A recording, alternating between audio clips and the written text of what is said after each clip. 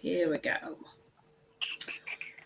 And I believe we're live now. I'm not going to do music. I'm sporting my ears for Tom Robinson, who bought them me at Southwest Clash just after we'd had a game. And obviously, at the moment, he's playing a game. So I kind of figured, you know, I'll just give a little bit of moral support.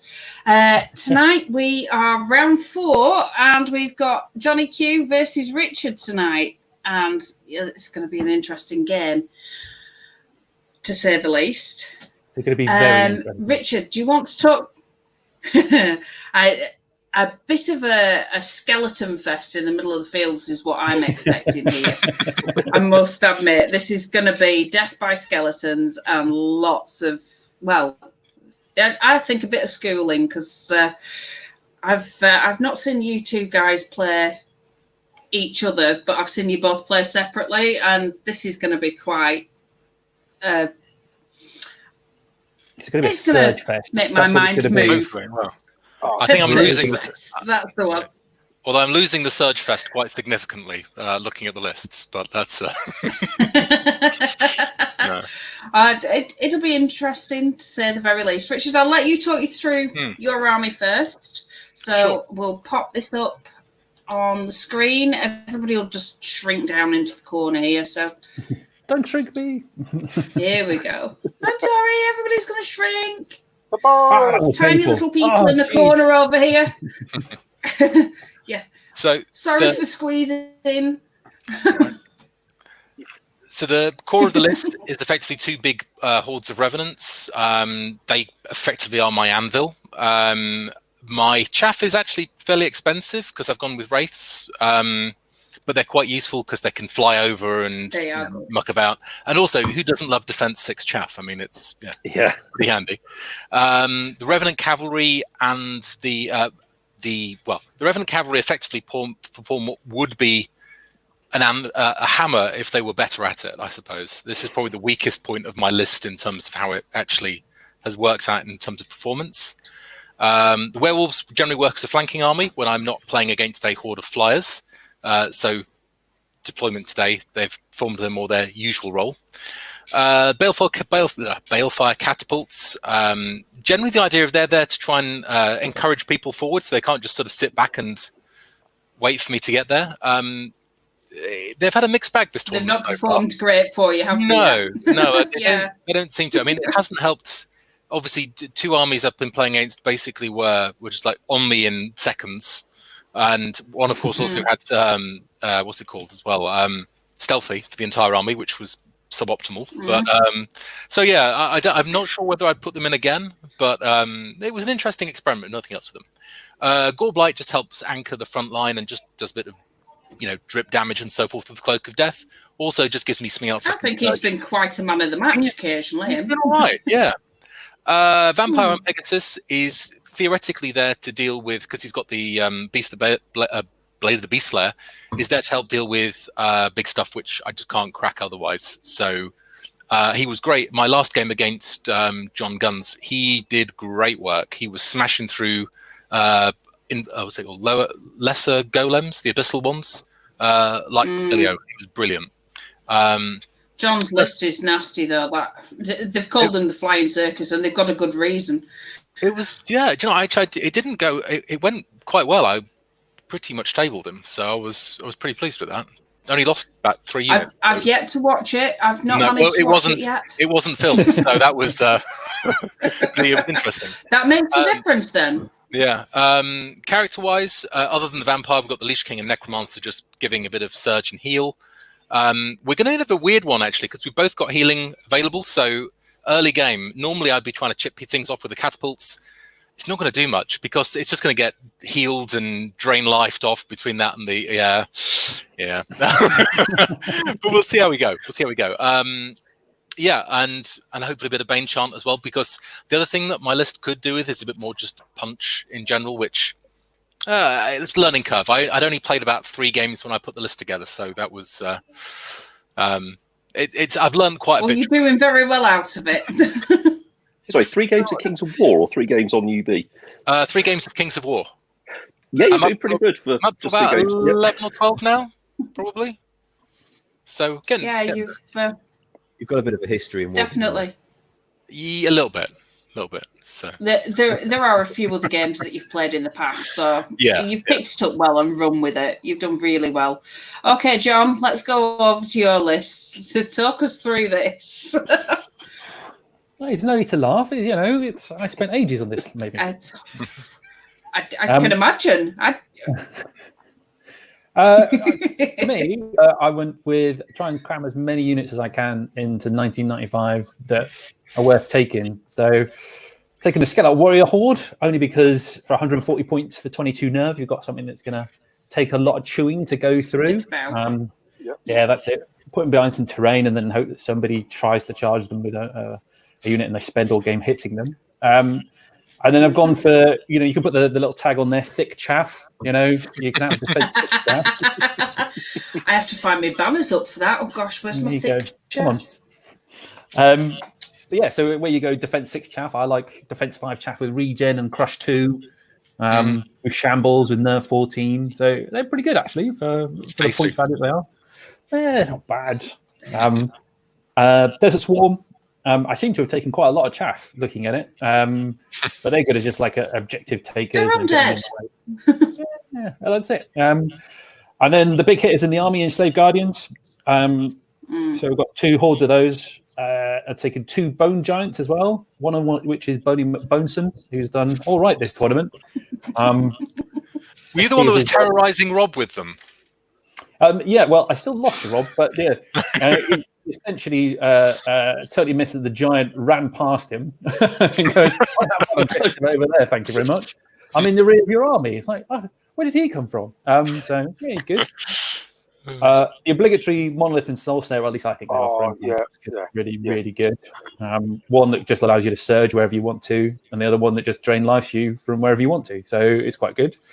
A Pharaoh and a Cursed Priest. I went a bit heavy on the points on the Cursed Priest because I think I felt I needed something extra other than the heal and surge, and went for weakness, which is a good little addition in when you want to stop a unit from threatening you or causing too much damage in the ground, which would be good. And the Ammonite Pharaoh, because for defense 6 and surge 8, they're pretty good. They're far better than those ones they get with the silly undead. It's a great roadblock. I didn't go for the wings. I chickened out of the wings, but there we go. I quite like him without. I think losing the defense 6 is just a bit sad, really. Defense 6, he's just a tar pit. I will be trying to avoid getting into extended combat with him anytime soon. Of course, this is probably the first combat. It'll just be like boom, and stuck. Right, I make friends. I like you. Come over here. No. Yeah, we'll see how we go. All right. Okay. Well, I shall just pop our screen up, and you can. I'll not get you to talk through deployment. We'll talk through your deployment. We'll let you guys go off and kick off the game. But anybody any comments on the list now that they've been talked through it? Anybody want to say anything here? Other than this is just going to be a skeleton fest where it's just a pile of bones. I don't know why they call it heal, because they're undead. But, it's going to be messy. Yeah, I'm just not looking for when you say those comments about the Balefire catapults missing all the time. That just means that they were saving for this game. I'm not looking forward to that. I'm hoping I've got all the double ones out of the way. I played a game Friday night. I rolled 3 double ones on one unit. It was devastated with over 30 wounds on it. I got killed in the end by a leash priest who just went in and went boop, like that and killed it. You posted in the chat, didn't you? I was not impressed. But I'm hoping I'm getting that out of the way. It's one of those, though. I'm sure your opponent probably wasn't impressed either. I know I've made people pull some very funny faces when I've had my Legion of Scarecrows survive 42 odd hits on a 27 and carry on going and kill things. Yeah. And people are like, yeah, that just should not have happened. They're dead. Theoretically, they're completely gone. How have they carried on going, and how have they just killed a unit? I'm sure your opponent was kind of thinking, you swine. To put it politely. I was going to say, probably not those exact words, but... Oh, no, I was rolling the double ones, so it wasn't me doing it. I tried to kill this one unit, and it just would not die. But anyway. Oh. Right. I see it as Bless a you. Right, battle well, of we'll the let you guys. Wraiths and mummies, because they are two beautiful sets of units there. Mm. And if played right on either side, are really cool. Yeah. Don't give the game away. Don't give the game away, Mark. Come on. Yeah. I'm still sore over the roasting you gave me. All right. No, Well, we'll two let great you guys lists. pop Could be a off. great battle. It will be Cool. a great Hopefully it'll be battle. entertaining. I'm looking forward to this. Catch you guys later. Good luck. We'll talk to you afterwards. Come back All right. on in a bit. Tell us how you think it went wrong for you. Or well. All right. See you in a See you bit. soon. See you later, babies. See you in a bit. Right. Bye. Let's pop this screen up so everybody can see how they've set up. And we can talk through it before they get back. Right, here we go. Okay. Now then, we have Is that John Top? not useful to enslaved guardians at the top, Yeah. wraiths at the bottom. So yeah. So yeah, Ooh. John's taken the top and Richard's got the bottom. I'm not sure who won roll off. They'd managed to set up beforehand. They're just discussing the fact that they're going to be talking on Messenger, so they've not started yet. What do we think of this deployment? So it's a different What map. do we think of?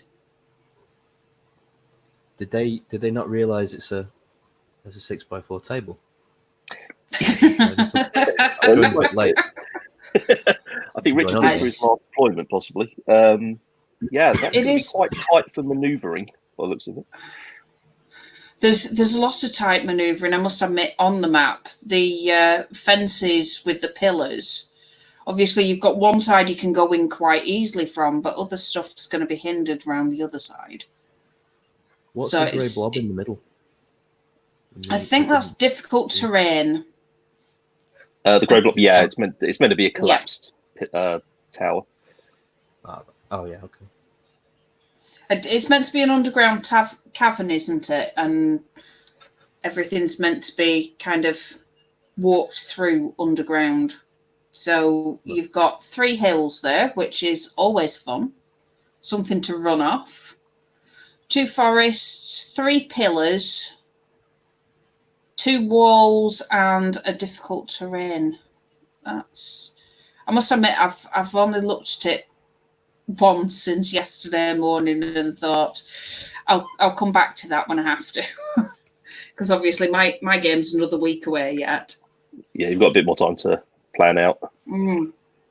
Which round is this one then? 'Cause I haven't seen this map. It's the 4th round. 4. It's the last one. Oh right, okay. Because I'm sure I was on a slightly different map. I remember one of the pillars. I can't remember the other 2.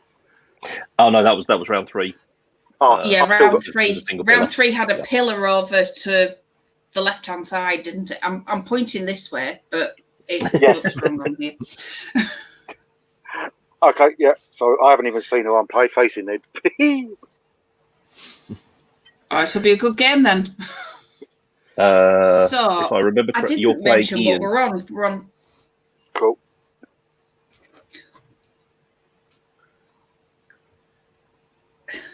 Okay, Right. so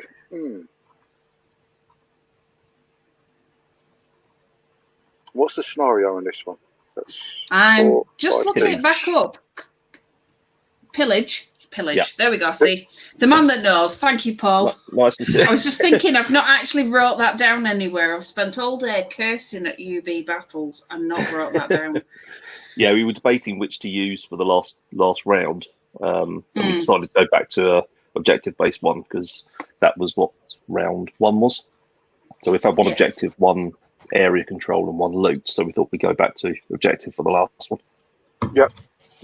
We were going to do Salt the Earth, but as the Call to Arms tournament, that's their last round. It's like, damn it. It's going to be too much of the same for a lot of the players, so we decided to go with this instead. And also the fact that the 2 bluff ones are awkward to play on UB. Yeah, we weren't. So we immediately discounted the bluff token ones because no idea how we would achieve that. Nah. It can be done. I've managed to get bluff tokens to move OK without showing the number underneath. It's how you put down your numbers. If you don't use the actual wound counters, it doesn't record the wound under a bluff. But you have to be able to pick them both up at once, otherwise your opponent knows what you've put down. Yeah. Oh, Bob's in the comments. He sat there saying push is a good one. Considering he said it for every single round. we were actually, just for you, Bob, we were going to make the last round push, so make it nice and easy for you. But we had trouble when we used that in the last real in-life tournament, balancing it for the number of victory points. So we still need to work on that balancing a bit before we use it in a tournament again, I think. Yeah, I've been playing with numbers on that as well. Yeah. So I'll put it up onto a Google Sheets poll so we can both muck about with it. Oh, yes.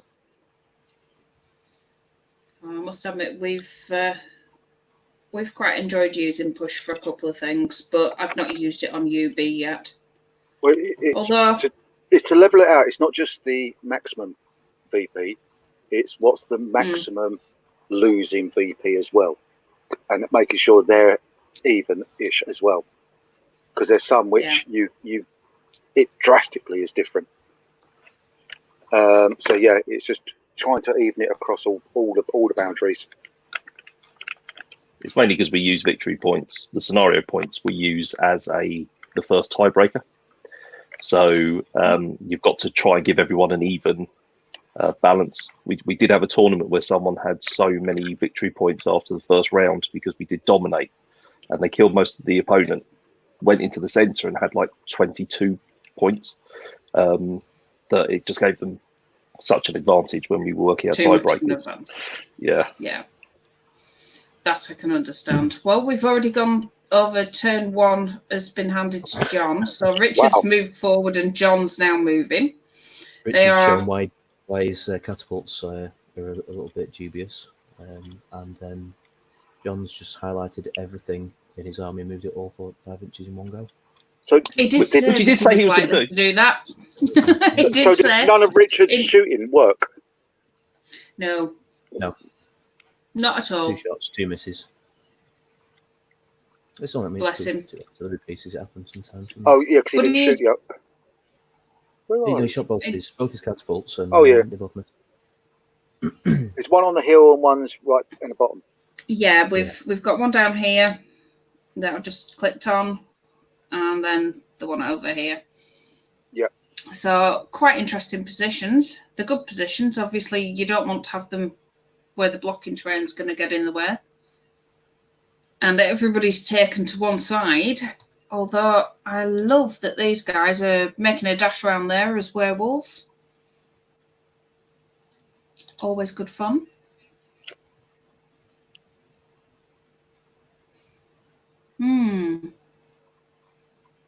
Already a lot happening. Turn 1. Bonnie McBonson. I do love the name of that giant. I really do. Yeah. Oh, here comes John shooting. So it's going from that guy to that guy. I can only click on the 3-inch sign, which really doesn't help. Yeah. That'll have been a Bane chant, though, I would imagine. Yeah, his mum is the Pharaoh. Oh, Serge. Oh, okay. He's just surged him into his own backside. Okay. Yeah. Obviously, we don't plan to stay in that one line that he was joking he would be using, where everybody was going to move up with him.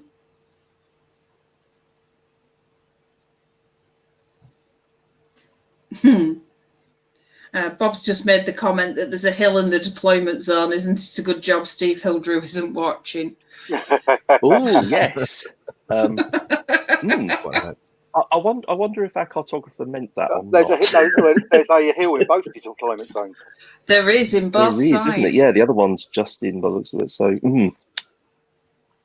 It's going to be a bit painful for some people, that. I must admit, I did take one look in the early hours of the morning yesterday and thought, No, I'm not looking now. I just can't. I deployed. Oh, wow. On my last game, I deployed it just in front of the hill or just behind the hill, with the intention of just moving it up onto the hill, lose a bit of shooting, job done. I didn't get first turn, so he moved his basically dragon up, and I thought, I might as well just stay where I am and shoot your dragon. And then I never ended up moving it, and it got wiped out, but in a way which I then wiped him out, which was quite cool. Right. So sometimes being what looks like a disadvantage can work for you. Can be an advantage. It can. Oh, doing a lot of undo for the werewolf horde here. Richard's obviously not sure. We're now on to turn 2. Very quick here. Oh, he's gone up quick over there.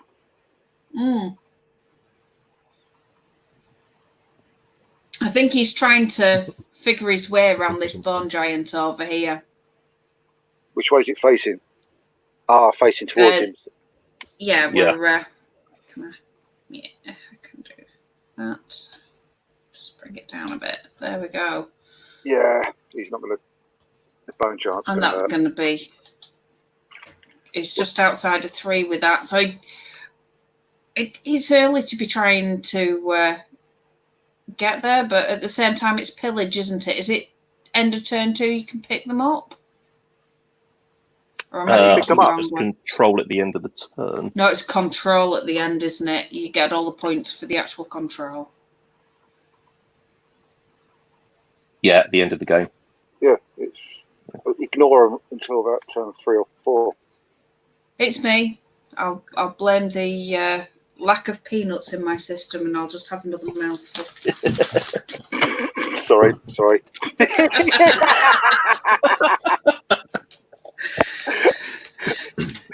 Barry. I don't even have to set them up.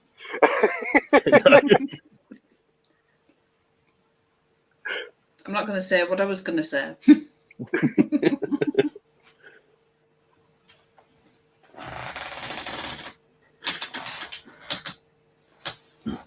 Does anyone know what Richard was trying to establish with the werewolf horde over there? With the shenanigans? Because I'm sure it was something useful. I don't know. It will have been something useful. So what's it you're looking for? Okay, so he's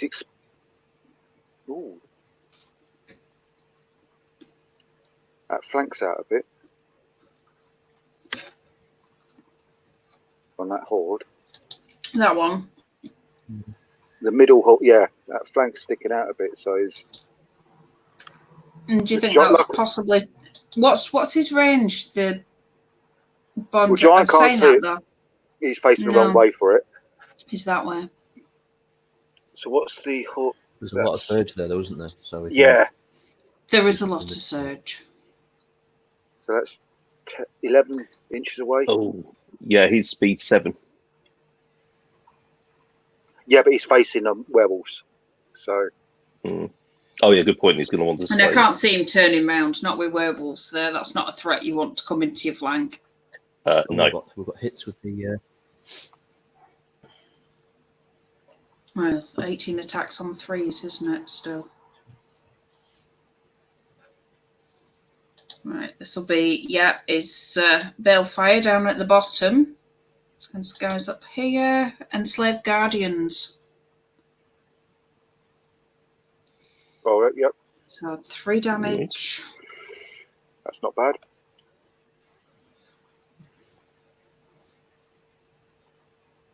And 2 more wounds. So 5 wounds on the Enslaved Guardians over there. Nice little chip away on it. Yeah, it is a nice chip away. Double 2's not going to... But then he's not going to expect to take off Enslaved Guardians in one go. That was his second shot, wasn't it? Wasn't it? Oh, no, it was Nerve. Why bother Nerve? Was that his second shot? Was that Nerve? Oh no, the double 2 I think that was Nerve. Fearless 18, though, Nerve. It's confusing. Yeah, they are fearless 18. So there's no point in Oh, doing a nerve roll. No point rolling it. Yeah, fair point. Fair point. And obviously over to John.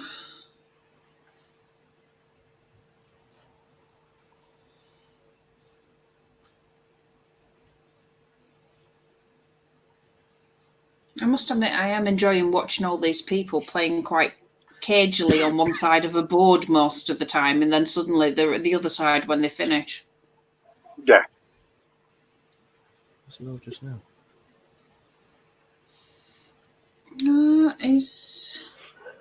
He's moved a Bond Giant. I'm not sure what he's rolled. Oh, it's Richard Lakin that's rolling. Did he have something he wanted to heal? I don't know. They must have some kind of conversation going on that we're not seeing and hearing here. No, it's nothing to be regened.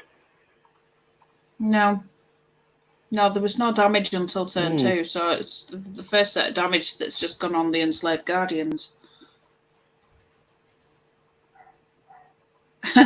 Well done, Barry. What do? I like that.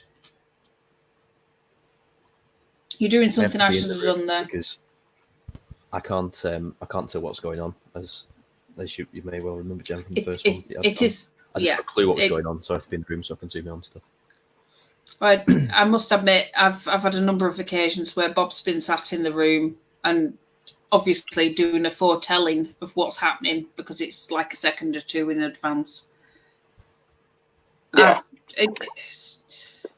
Apparently, it's just it's just John's turn 2 and he's thinking about it. Oh, so he's turned his giant away from the wherries. Okay. And he's moving down. Interesting. I think we're going to move and get that that lovely little flank there. No, it's too far away. Too far away. You're better off doing that Far with the too board. far away. Yeah. And he's thinking exactly the same now. He's going back.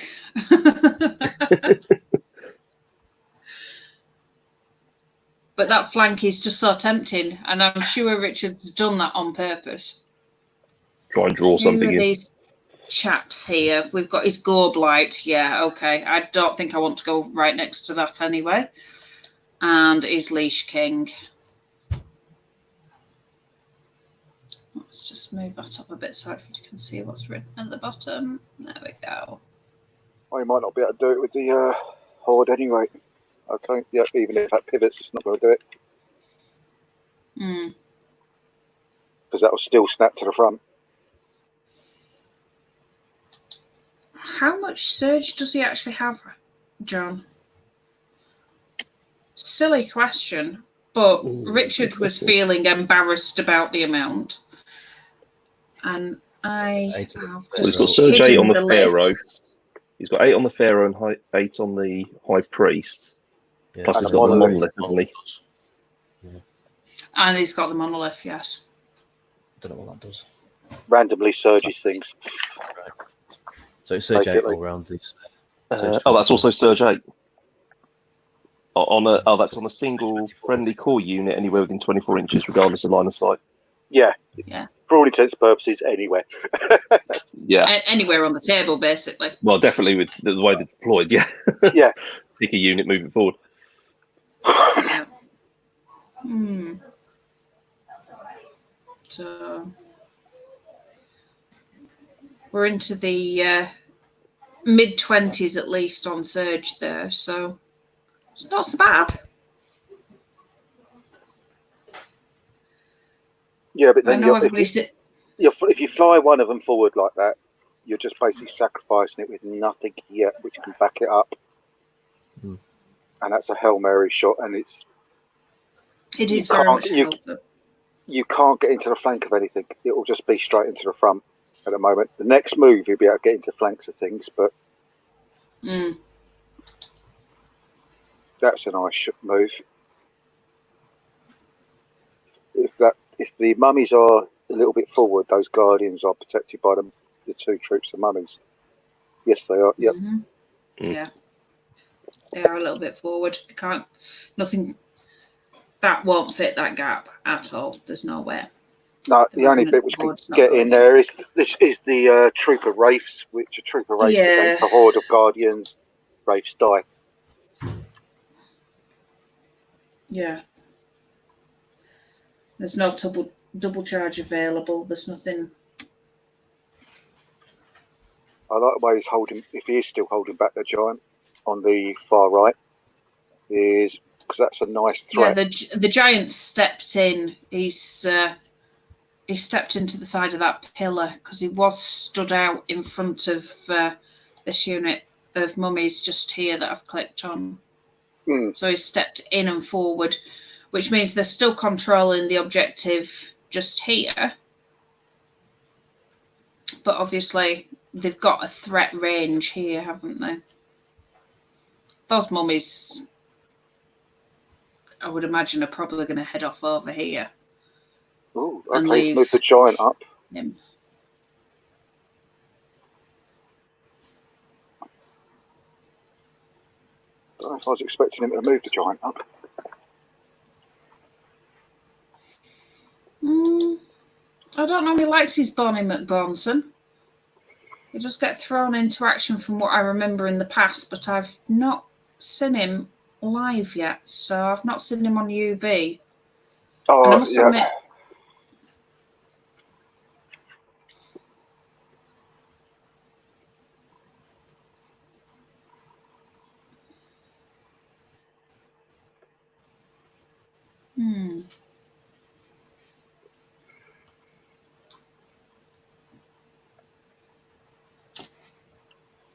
I think I've played this list as a friendly against John, and yeah, it's a lovely, nasty list.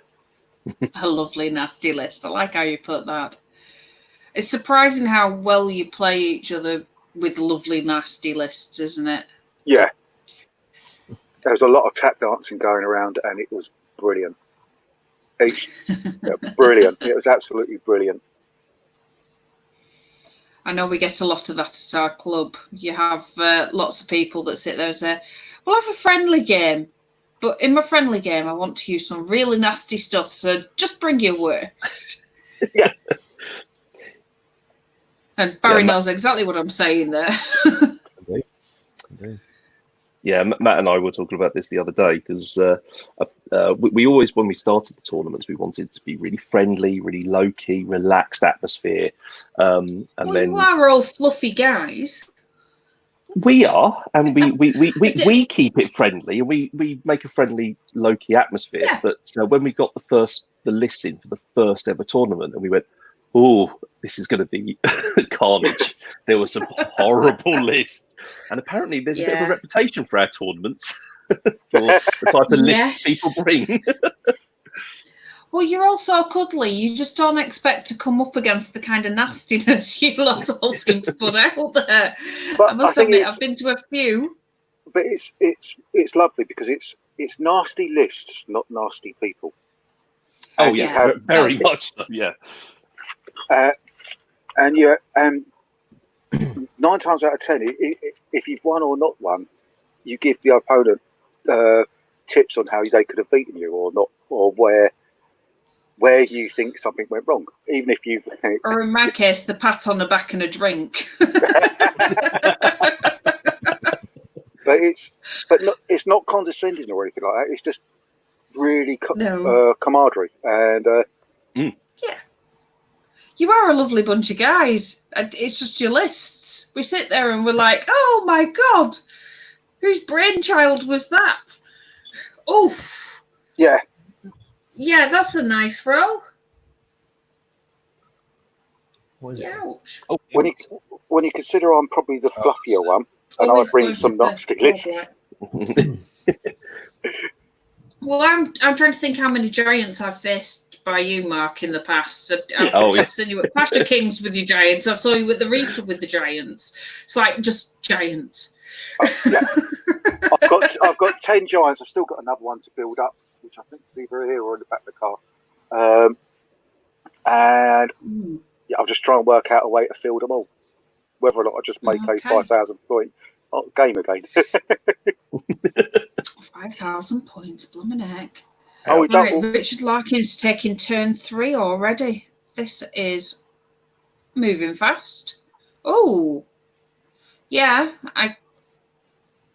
That is in the front, isn't it? That would have been where it was, yeah. That's the front, yeah. Yeah, we are in the front. Ouch. Let's just zoom back out. And he'll get the flank from the mummies. With a little bit of surge shenanigans.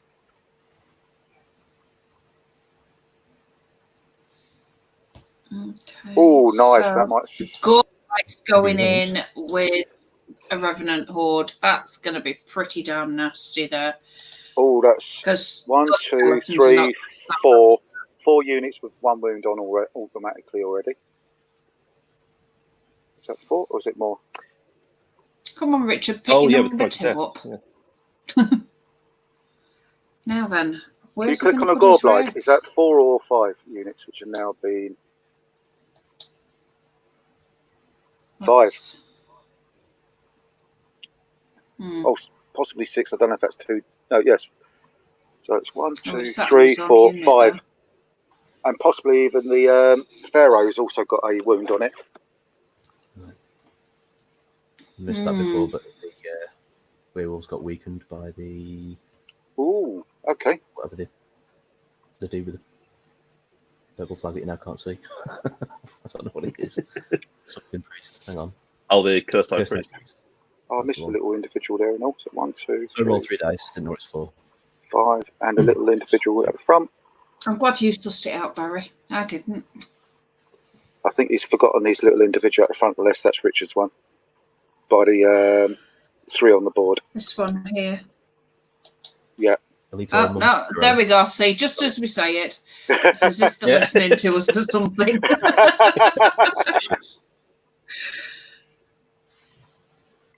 Oh. That's a lot of wounds just suddenly appearing. It is, isn't it? Oh. Flies, so yeah. Oh, okay. They're not great on the front. It's going to nibble away, isn't it? Yeah, no, but flies, don't want them grounded. They're not great in the front. You basically just want to be able to. Yeah, you want to threaten flanks. Yeah. And with a bit of trickery, you might have been able to get something splank. Either that troop he's just got into, or the giants, possibly. Yeah, Bonnie McBonfairs. Although I might have held those back a little while longer and attempted to go over. Yeah. To threaten the flank of the enslaved guardians there on 3. Yep. Because if you'd have just moved them up a little bit and then next turn you'd be threatening, it just changes the feel. Why can't I see these things when I'm playing these games? The excitement, isn't it? It could be. The excitement whilst you're playing. Adrenaline rush and gin. Yeah. I think it was my first game at Clash. I completely forgot about Shambly. I was going to an undead list. Completely forgot Shambly was a thing, and thought I'd moved and placed my units quite cleverly. And then he started Shambly. Not so clever. No, when they can't get to you. Gosh, it's going to be strange not having Clash this year. Yeah.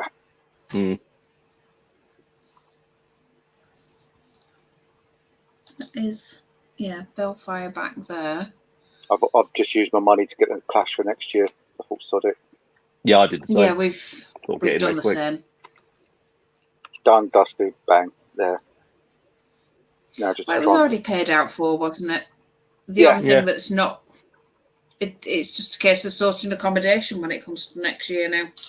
Yeah, it's too soon to book an Airbnb or something at the moment, so I'm going to have a look a bit close, a few months down the line, and see what I can get. Well, I must admit, we'd found a really lovely one with a nice hot tub, so hopefully it'll still be available.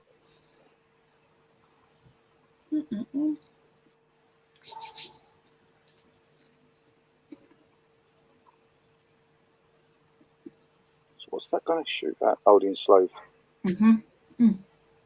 Wounds. 6 wounds this turn.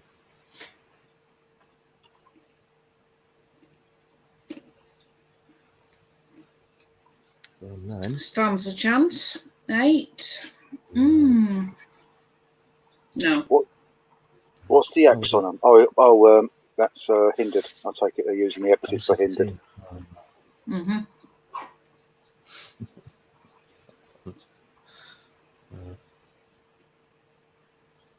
He was nearly there.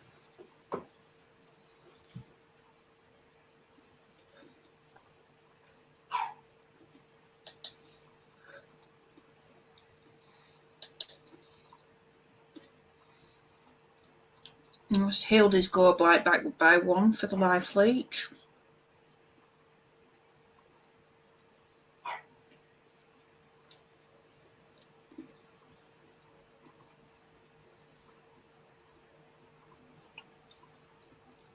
Or is it Iron Resolve?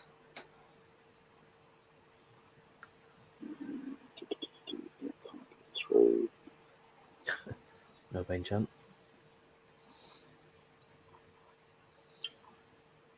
It's always the way when you want it, though, isn't it? You sit there and it's like, go on, Ben Jank, go. No, bollocks.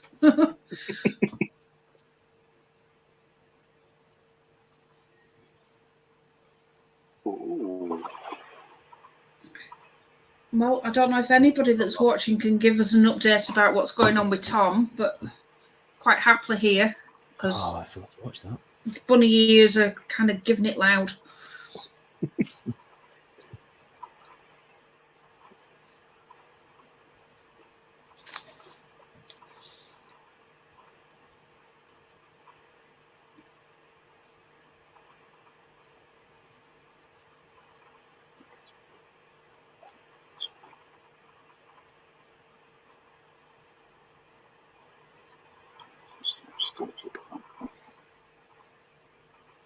Rafiki's just made mention of the Call to Arms games with the centre one being worth 2, so that makes me wonder if he was referring to his own game. No, Rafiki played yesterday. Yeah, he's referring to his own game, but it makes me wonder if he's using it on the score of Tom's coming close to an end. Didn't know the centre one was worth 2. Was the centre one worth 2? Apparently, yeah. Bugger, I've got my points wrong. You'll have to contact Adam as well. Then. I wonder how many people are now contacting Adam to say, "Oh, we're 1-0." Yeah, we've done one wrong. Oh, that's nice.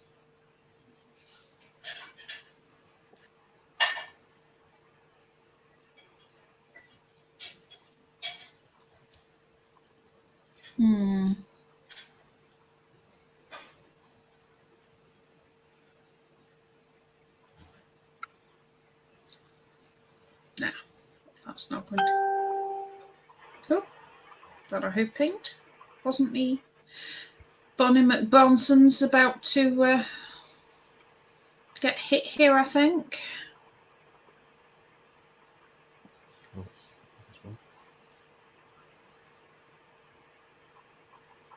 Or is he still? No, it's just done that.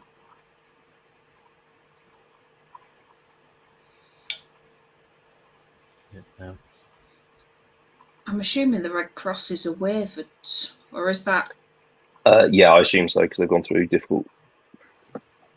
Hindered. Yeah. Hindered. Yeah. Hindered would make sense. I know I usually use a little yellow cross when I'm wavered, so sat there thinking, where have they come from? What suddenly happened there?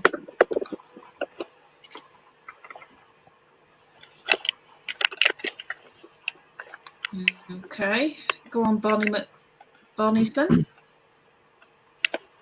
Oh, over we go. Let's see what John comes back with. I don't imagine he'll be too happy with that. No, I don't think he will be.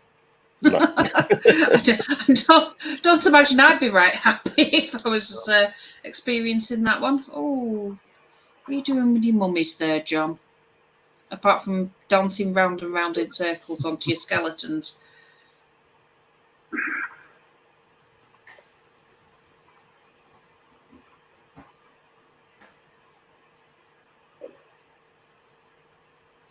No, come on, John. That's just taking the piss now. Sorry, Oh. but yeah, move the giant.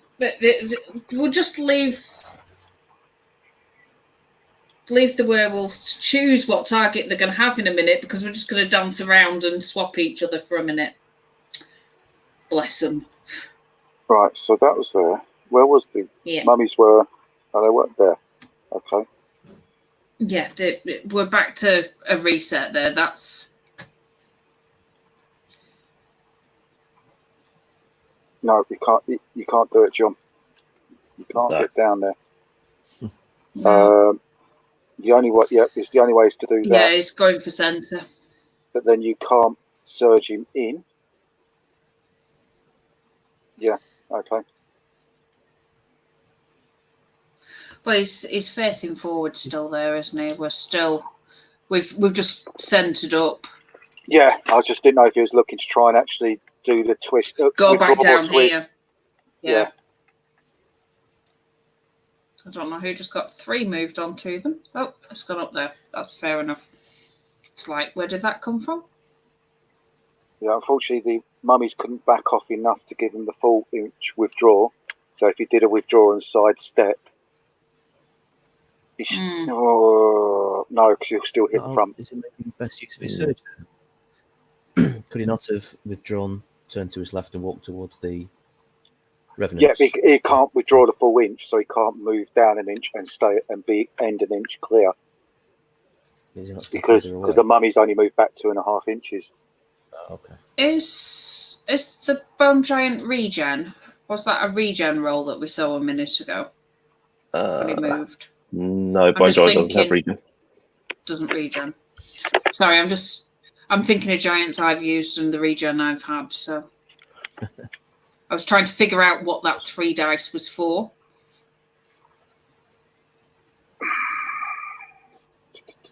Not sure. Nobody's actually told me anything about what's going on with Tom's game yet, so I'm very disappointed today. I'm looking at the chat still harping. Well, it is quiet. We've obviously got one hard, fast viewer that is sat here watching John and Richard, and there's that bit of me wondering if it's going to be Rob. But then Rob hasn't got the patience. He'll be in and out every 3 seconds, so it's not going to be Rob. Yeah. He did say he was going to be watching both of them simultaneously. We probably expect to see him again in about 3 minutes. He'll just pop in and then disappear out, because that's Rob. 3-minute bang. Well, I'm not saying anything. I can't vouch for that one. I've known him since he was far too young. I don't even want to consider that he does that.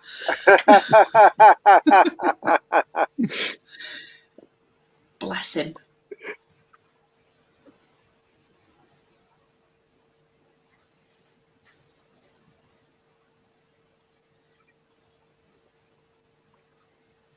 But I do think he suffers from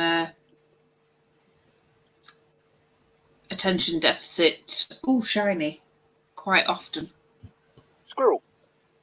Oh, yep, squirrels. Ice cream. Absolutely anything when it comes to Rob. Yeah.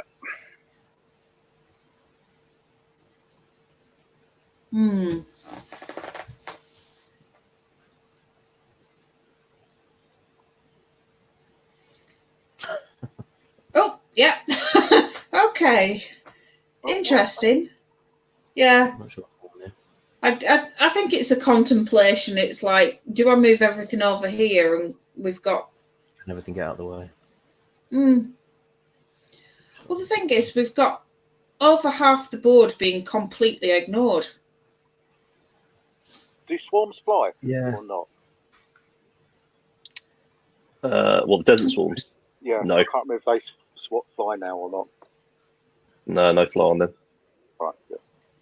I know they never used to. I just haven't looked at them that much.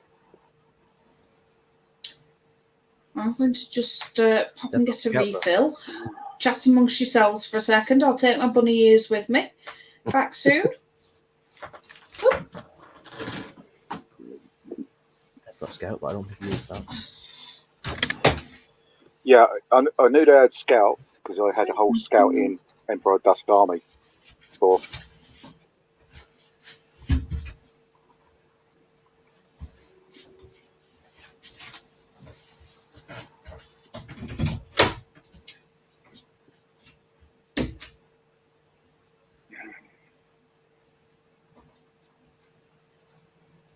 This is that really frustrating bit, isn't it? Where you had a really good plan that involves everything being in just a certain place, and then Richard's gone and stuffed it by just getting him in his face.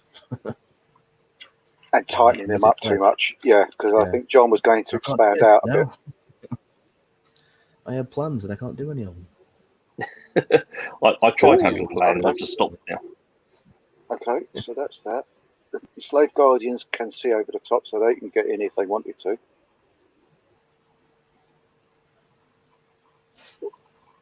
Or is he going to go? Land.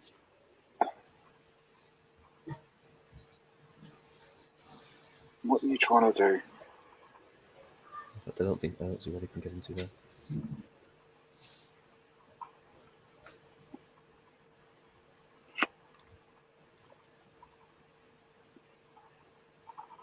You're trying to get a flank on the Wraiths? Did he move his hero out of the way, or did that hero die? He's moved him. He's underneath the 2. Ah, thank you. I think he used him to stop the Slave Guardians from getting hindered. So it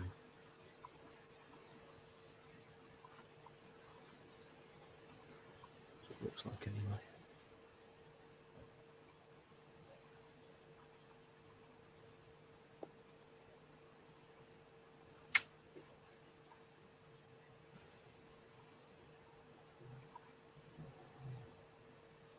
So that problem isn't so that the kind of the problem he's got now is he's having to use all of his brain power. Yeah, well, not necessarily all of it, but in my case it'd be all of it. Just trying to get around his own stuff. So later in the game he's going to be mentally a bit shattered, potentially. Thing is, what's the unit beside the Reverend Caffrey? Vampom Pegasus. So, yeah, that's nice. That against the monolith's not going to do much. Okay, that's fine. You can leave the monolith there.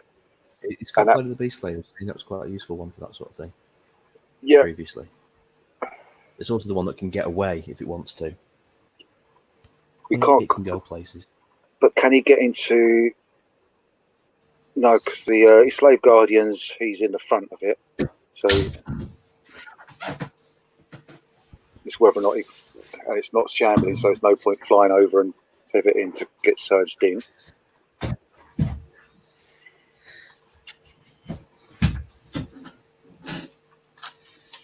Sorry, I can hear everybody again now.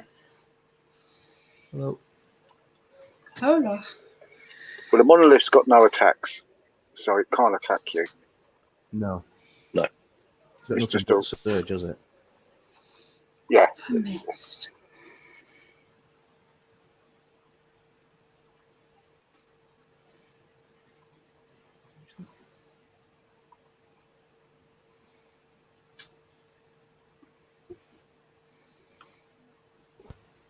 So I'm blocking up that gap for the Pegasus.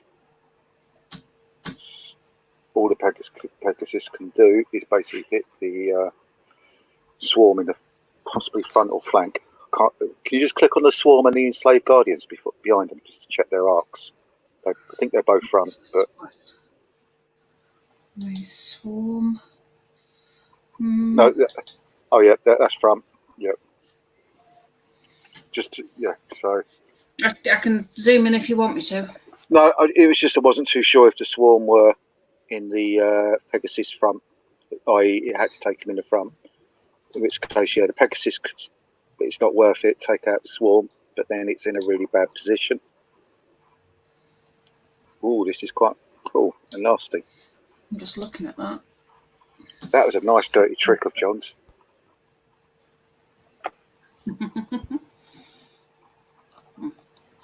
I'll zoom back out for everybody.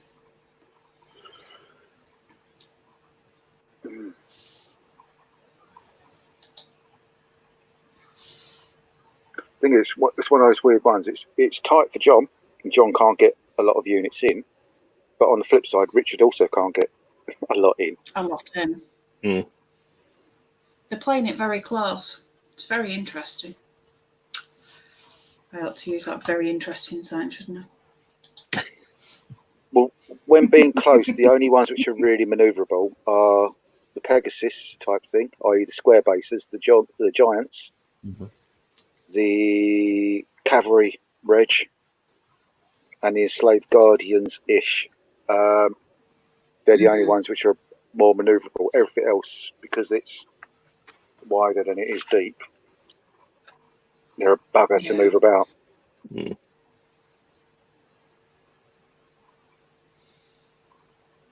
Well, some things you just want to leave stuck there to make sure nobody else can move, don't you? Mm. Especially in something like this, you don't want everybody to be able to get to everything. But half of the board is pretty much. I mean, if the Skelly Horde, if the Skelly Horde survives, I'll be tempted to withdraw back an inch and then get those wraiths in the flank, because that then allows other stuff in to block them up, i.e. the mummy troop. Obviously, that fellow will have to get out of the way a little bit first, but yeah. The thing with Richard is he's a very tactical player, full stop, and it's shown in so many of the other systems that he's used. It's very interesting to see him early days Kings of War. It really is. Yeah, he seems to have grabbed this one by the horns quite well. He was very good at Warhammer Fantasy Battle back in about 8th. Like, I believe... he was being a bit modest before. Yeah. He has some form. Quite a lot of form from what I remember. Most of it vicious. That's what I've heard. I do remember seeing him with a few things. John's no slouch. I don't know John at all, but the fact that he's where he is on this round. No, John's brilliant, and he's a very precise John's player. Very good. Very good, yeah. Oh, he's been in Masters for the last 2 years at least, I think. 3, I think. Right. I think he hit the Masters the year that I kind of started on the scene, which is 3 years ago now. But then it did take me a long time to recover from the whole Warhammer Fantasy Battle scene. And many other things.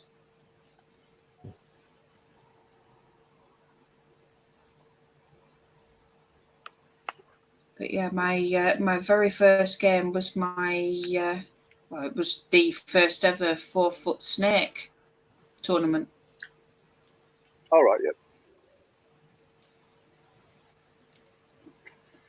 I think that's the one I went to, isn't it? Or did I go to the second one? Yeah, met you there. Yep.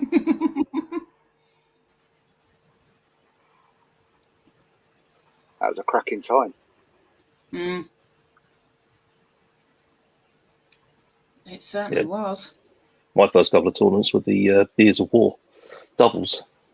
So very laid back, to the point that some contestants were sort of lying down and sleeping off some of the rounds because they'd had too much to drink. I can't think of anybody that might refer to at all. Not at all. It wasn't as if it was the banner for one of the groups on Facebook for a while. No. I missed that one. It was good fun.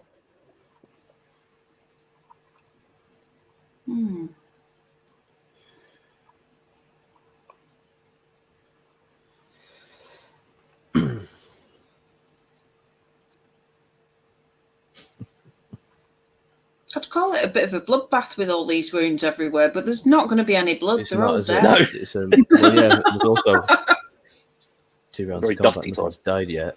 It's like Richard says, that wave was less than ideal. But what can you do? Okay. Okay. What's A he bit done? cheeky. Could be a bit cheeky there.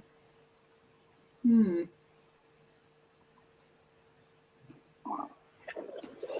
don't know what Richard's seen there, but he's debating doing a reface. Oh, whether or not he's got a crafty. That's What Why shambling? he's going into himself? Yeah.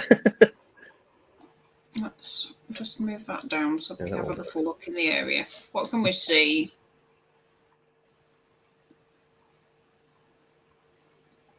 I think he was trying to get out so he could perhaps get up the flank of the what are they called? Enslaved Guardians.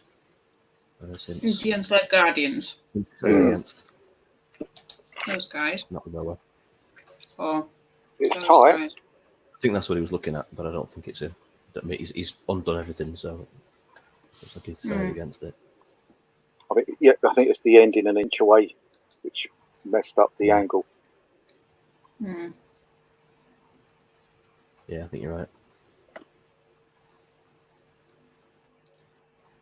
Well, they can't fly either at the minute, can they? Because they've been wounded.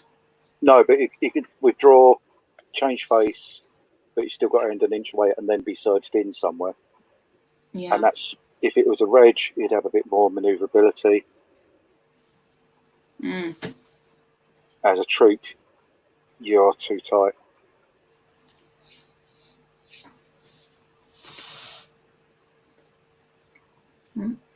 Where's Pegasus going?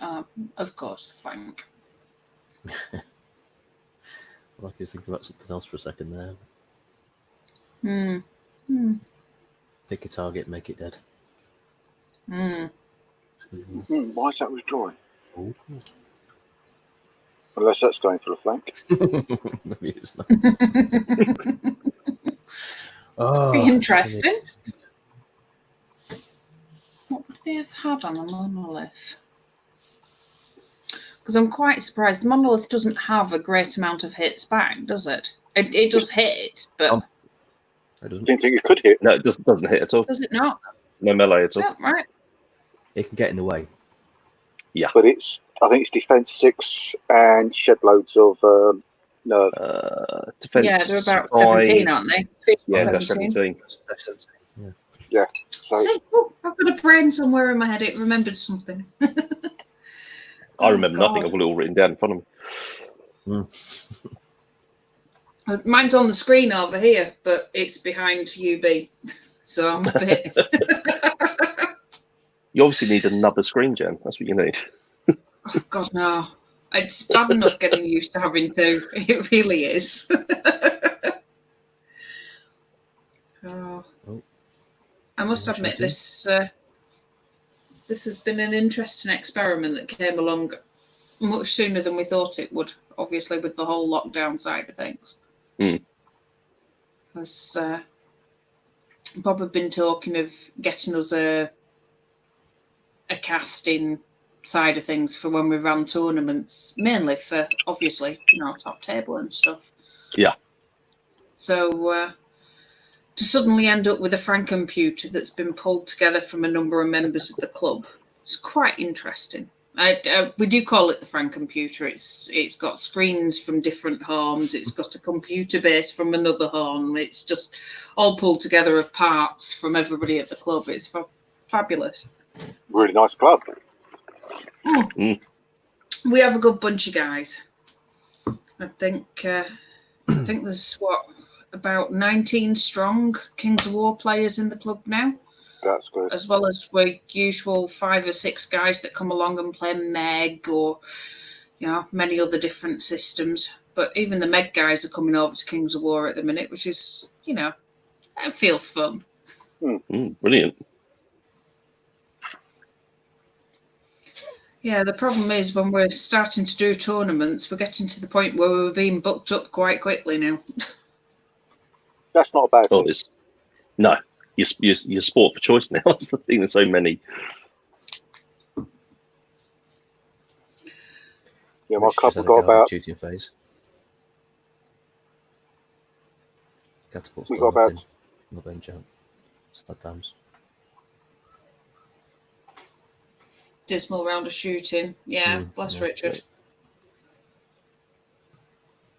I think we all feel that way sometimes, though. And his balefire, Well, they've they had just nothing, had nothing, the and nothing. moment.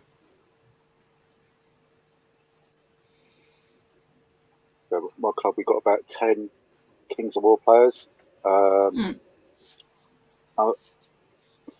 Unfortunately, not many are interested in tournaments. I think because they got burned out or hated the Warhammer scene. And it's taken a while to try and convince them to try them because we're not the same people. Skeleton always dead. We have a casualty, people. We have our first casualty. Oh no! Yay! There is death! Utter death. What was that? That was the Skellies. Yeah, skeleton. Yeah, skeleton horde's gone. Ooh. Now what's he going to do with that Gorblight and all those revenants? As I say, that Gorblight really did rampage through the... That was his Yeah, anchor. he's... Mm-hmm. That's mysterious. And he's obvious. I can almost hear the cogs turning in Richard's head, saying, "What am I going to do now? Who am I going to go for?" Especially as we've obviously wavered the werewolves. You don't want to leave them just sat there to take more wounds. No, you do because you want the giant concentrating that way, not turning its face. You do, but at the same time, you bear in mind most of Richard's armies over here with John's. Nobody's taking notice of the 3 objectives at that side, and we're at turn 4 now. I think we're. This is Richard's 3. Oh, so he moves Richard's the Gorblight back. Yeah. So that you can turn the Revenant Horde. Okay. Yeah, I can see that one. It's Going going to do to slam them into that giant. And the Gorblight has just got a number of different ways that could go, to be honest. I know, but now it's basically its flanks exposed to the enslaved guardians. The mummies. He's got the elite mummy there. Oh, Elite aura of the mummy. Owie. Maybe. That's not going to get there, but this chap, the Soul Snare, might manage to... I don't know, I've not really come across Soul Snares. It's nasty. I figured it would be. John's using it. Yeah. It's basically it's Drain Life on steroids. Yeah, Drain Life 9, 24 inches, is it? Something stupid like that. Sounds excessive. Oh, 18 inches. Yeah, that sounds. Yeah, right, because that's so sensible. Yeah. But you can put the friendly unit that you target is 12 inches instead of the usual 6. Yeah. So yeah, steroids. Yeah. It's a bit pumped up. Ouch. I'm very glad I've not come across those yet. There's this whole bit of me thinking I'm going to be rethinking my list for Wednesday's submission because I've entered this Vanguard tournament at the weekend. And we have till Wednesday to put the lists in at 2,300 points. So what are you playing a Vanguard in? The tournament's called Vanguard. Oh, is this Vanguard GT over in the States? It's the Vanguard GT at the weekend. So I'm going to be getting up at like 3 o'clock in the morning to play 2 days worth of games. That'd be a nightmare for some people, Jan, but you'd be awake that time anyway, to be fair. Yeah, I know I will. You know me. You know me far too well. Is that King's War or is that Vanguard? It's Kings of War, but they call it Vanguard. They actually started the tournament before Vanguard became a game and called it Vanguard. Yeah, it didn't help my head. Confuses quite a few people. It really confused me when Bob told me about it. It's like, yeah, go on then. I think I'd had quite a bit to drink when he sat there and said the time of the morning. Well, it's like I'm tempted by the Bug Eater one as well over in America. That's the same time. That's this weekend coming. Right, okay, yeah. I was tempted by it, I must admit, but there was that little bit of me. I saw the Vanguard and I liked them both, but I didn't feel I wanted to be kind of tied down with the having to make an extra choice of a hero and stuff, because it told you how to make a hero. It didn't give you the hero. Ah, right, yeah. And when I've just had to do that, I've got my own tournament running the next weekend where I've got my 4 midsummer heroes. Oh yeah, I'm torn between two. You have? So Pucko bottom. No, Titana or Titana. Tits or bum. Oh, you're going to go very much Healy Green Lady-ish. This is where I based Titania. Right, yeah. Because they both of them I see benefits of the list which I've already submitted. I've yet to look at my emails since I've sat down. But yeah, no, I've got my whole list to sort out later, and watching these guys, it makes me think I'm going to rethink everything and just use something I've not used. Well, I've not really done UB in that way yet. I've not sat there and said, well, I haven't got these models, I'm just going to do it. Well, I did create 2 different lists with 2 different factions, and one was basically, I think it ended up with 5 giants. Oh, you and your giants, you're just obsessed. I know. But it was like, I'm thinking only 5. It was 1750 points. Yeah. Yeah, Paul, you're right. Oh, 1750 points for the managed to get 5.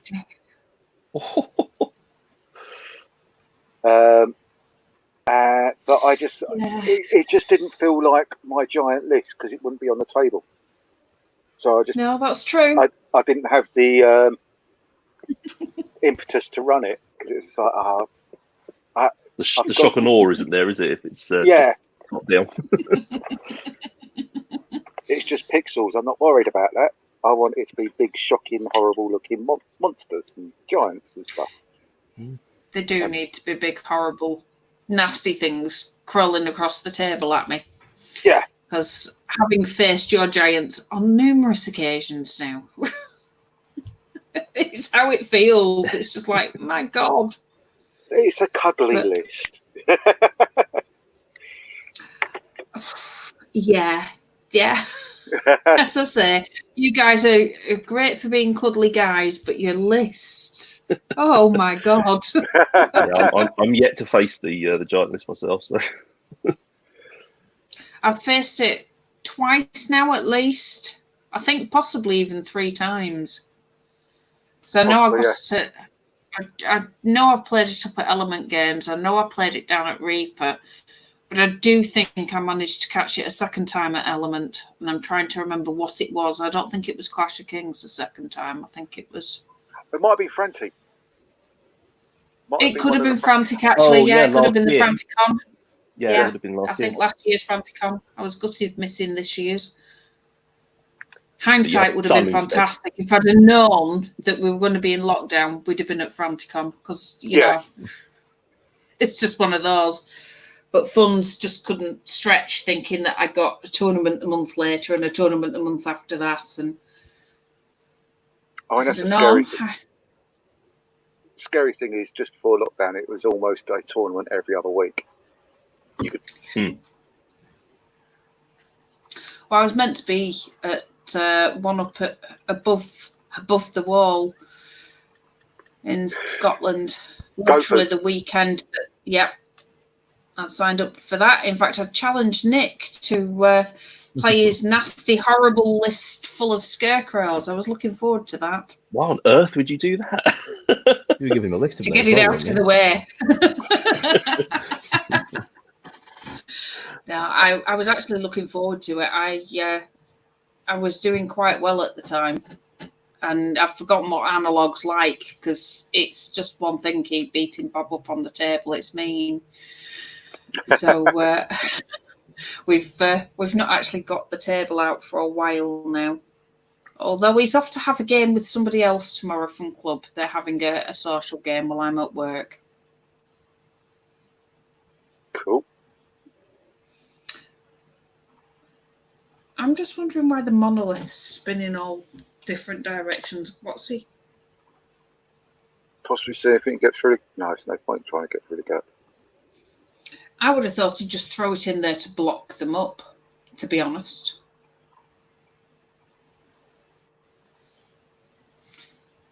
But yeah, that sounds about right.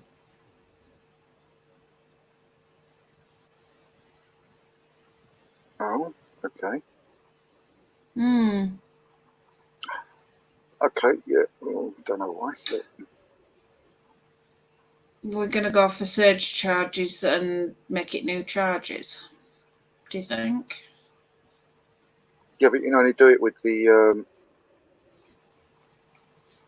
swarm, which is going to fart in it. Not do anything really with it. It holds it up, I suppose. But at the same time, that leaves that Desert Swarm wide couldn't open. see. The Desert Swarm didn't have sight to the Wraith, so he's had to move the mummies out of the way, and then he can surge them back in again. Yeah. Then he can get both in. Yeah, because at the end of the day, otherwise, he's just going to take both this pair, isn't he? It's just going to get walked through over there. And these guys sat up here are doing absolutely nothing, can't get anywhere, which is beyond frustrating. And the vampire Oh, Jonathan. is going to squash him next turn.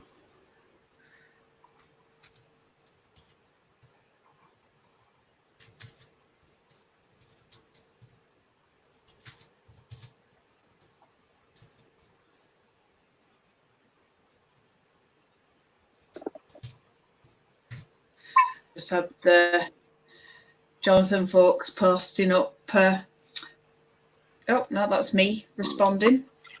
That's what I was saying. Flashing bunny ears for the win. It's like, yep, it was. Oh. Where's Paul gone? That's straight. Hello. Sorry about that. Hello again. I don't know what happened there. No, you didn't Don't worry about it. drop a glass of whiskey, did you? You didn't drop a glass of whiskey and short anything? No. Okay. No, we don't need glue when there's no lighter. Yeah. No, I'm tethering off my phone at the moment. For some reason, my broadband's disappeared. I must admit, Good timing. I have to use the wire on this thing because if I don't, Bob's attempted to run a broadcast without the wires on, and you're like, yeah, no, it just drops out way too quickly. So. Okay, so the Enslaved Guardians are going to come into play. I think they're just going to put themselves somewhere where they're not going to get squashed by the vamp on Pegasus. Yeah, trying to make sure he doesn't get in. That's Somehow. not going to Although fit there. So squashed by catapults, who knows? yeah, but I must admit it's We'll find frustratingly out. been sat out of the way, hasn't it? So Oh yeah, it's so annoying. oh, I always find out if he's successfully why done have we that. got Bonnie McBoneface coming back in over here? I thought he'd gone. And he's gone again. He was just checking the gap. Yeah, I know, but Yeah. but he's checking it with Boney.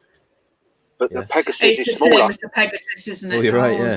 No, the Pegasus is No, 40. is he? It's 40 by 40. Really? It's large cav. That's Cavs 50, isn't it? Large cav was 40 by 40.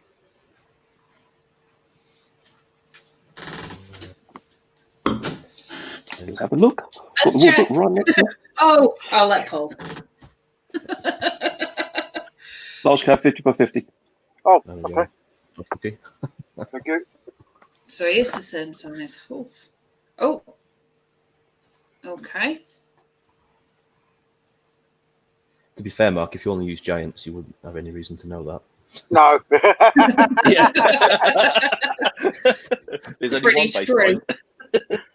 There's only one base size, 75 by 75. 75. Anything else is insignificant. Except for my big treeman, which was on 100 by 100, because that's the smallest I could get him on. Oh, yeah. I had a full 1,000-point tree army with the Mantic tree herder as just the forest warden. He was demoted to a forest warden because I had a better model for a tree herder, and I loved it. It performed really badly, but I loved it. It's always the way with things you love, though, isn't it? They just sit there and they don't do what you want them to do. Oh yeah. Paul, you get a lovely comment there from Jonathan Vaux about your beard. Ah, thank you very much. Saying that it's stunning.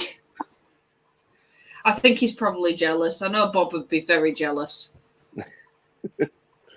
Bob just can't grow a beard for love nor money. It's all that hair that stubbornly refuses to leave the top of his head, isn't it? That's why. Yeah, it's staying up here. It's not going anywhere else. His brother, on the other hand, can just go and is like, able to braid it, I think. Oh.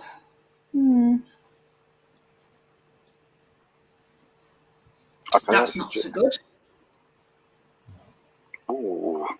Unless it's hitting on threes, in which case that's very good, but I don't imagine it is. What we... Crushing 3, I think. That was The giant. that was Oh, one as okay, well. so that was good. So, yeah, he's all right. Sigh of relief from Richard and sigh of frustration from John there, I expect. I would imagine so. I would imagine butt cheeks were clenching more than a sigh of relief there. So that's If he the werewolf loses dead. those. Yeah.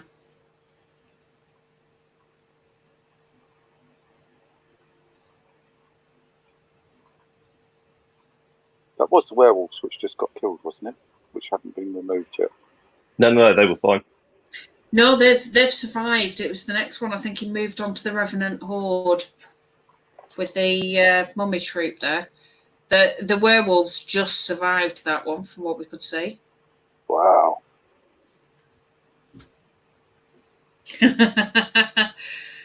Well, Jonathan asked if he's allowed spoilers, so if you don't want to see a spoiler, don't look at the bottom of the screen. But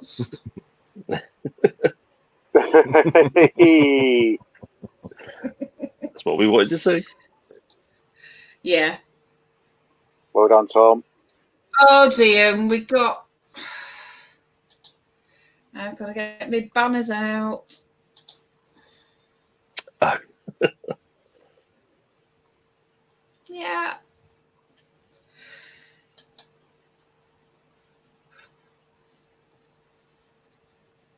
Poor John with the snake eyes.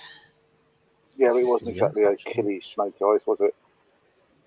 No, it wasn't. It wasn't like the Elliot and John snake eyes that went on. Yeah. That's going to be revisited this time. Yeah, that when I put the post up, I did say that is the rematch we all wanted to see. It is, well and truly. Yeah. And I'm actually not working on Tuesday, but it's my club night, so I'm going to be between Zoom rooms and watching, I think. To be fun.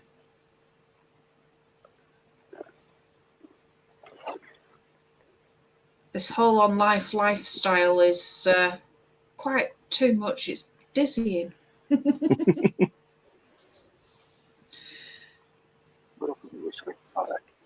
Oh, Richard's turn 5. Here we go.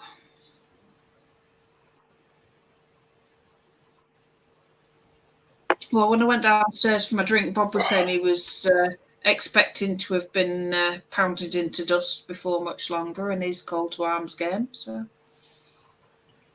I was wondering where he was.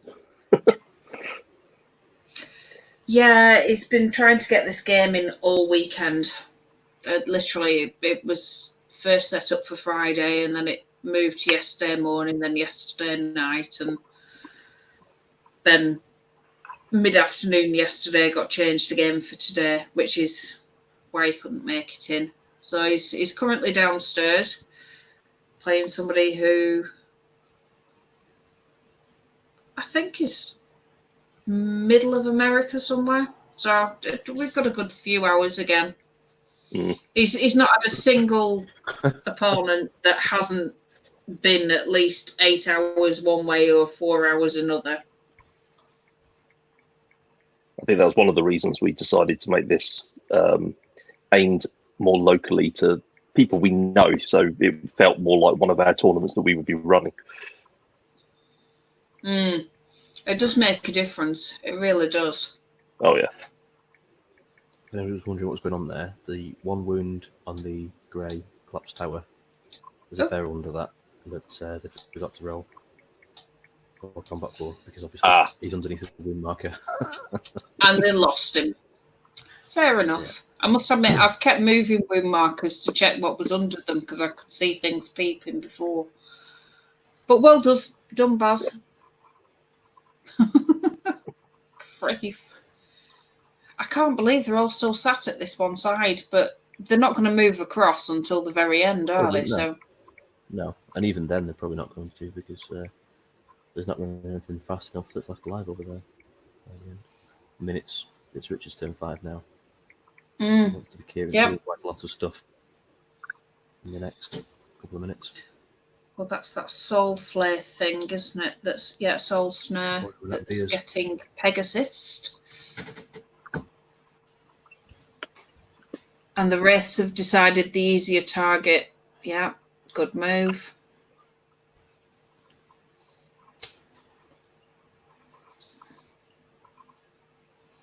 And that monolith can just step backwards and hold that if they don't take it out, though, can't it? It has got unit strength. It can hold the objective. It can, yeah. Yes. Yeah, US one. So in reality, he wants to sidestep and take out the monolith next time. Can he? Or is he going to clip it? I think that monolith is just that. Yeah, it does look like it might have its tip just tipped out far enough to... Oh, no, I reckon he could do the sidestep. He's not going to hit there. That's going to be a straight line. Yeah, he'll be fine. Yeah, he can get out there. If he withdraws and sidesteps, what issue? Because that way then... The thing is now, with sidestep, when it comes to the end of a turn, you don't have to finish an inch away, do you? You can take your move and leave yourself within that space. Yeah, no, it's part of the reform now, doesn't it? Yeah. Yeah. You don't on a reform, yeah. If he killed and sidestepped, yeah. Yeah, if he kills and sidesteps, then the monolith's going to have to try to maneuver out of the way. Yeah.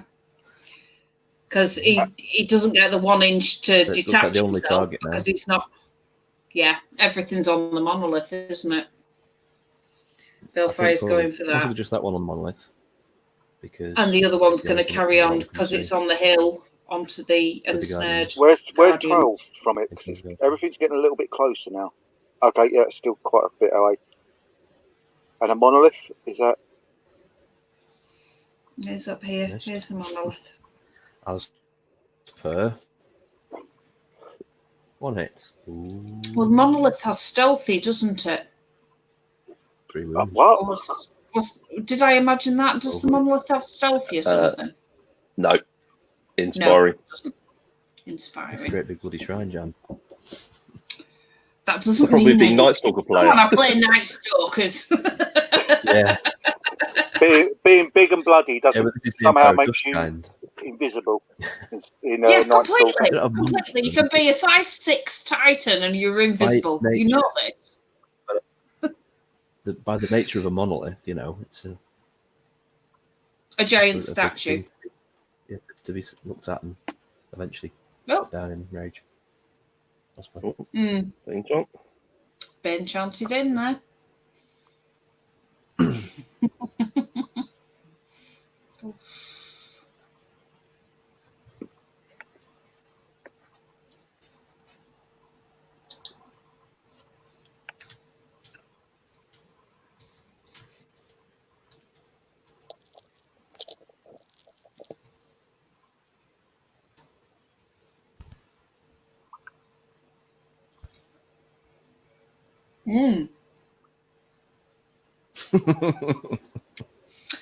Just a bit. By catapults. Yep. When they hit, that's the thing. We know that they work. It's just the fact that he doesn't have much luck with them. Hit rate in this game as well. Sometimes you do, sometimes you don't. Yeah. Well, that's the thing. If it's only 2 dice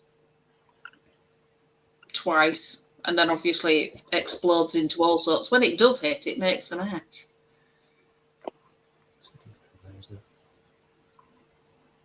Up against it. We're also probably still going to die.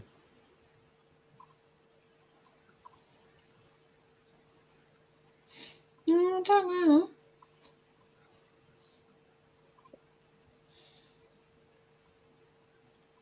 Yeah. Yeah, I think we're going to die at this point. Oh, That was the mummies, wasn't it? no. Not going. Mm-hmm. It's not got him. It's not even wavered at that. Is that up here on the... I'm assuming this is where we've gone. Soul Stone. Mm-hmm.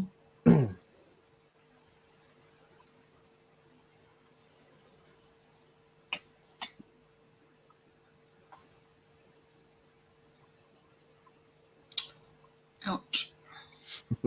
And did it even worse? Yeah. I think that's the gone. Yep. What's another war engine? Who knows?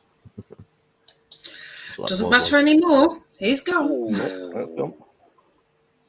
That was the Snow Steel, wasn't it? So that was only that was dash 15. It was dash 15, was it? That was the Soul Snail, wasn't it? Yeah. It was. It's a lot for. Yeah, no, they are both nasty. Yeah. Yeah, Monolith's dash 70. It's quite close then, actually. I think he only got 16 altogether. 8 wounds. He rolled 8 twice. It's quite lucky. He was very lucky. Not sure on the odds. So this is the Pegasus. Where's the Pegasus? Moved. This is going to be here, isn't it? It's going to be the Claw Blight.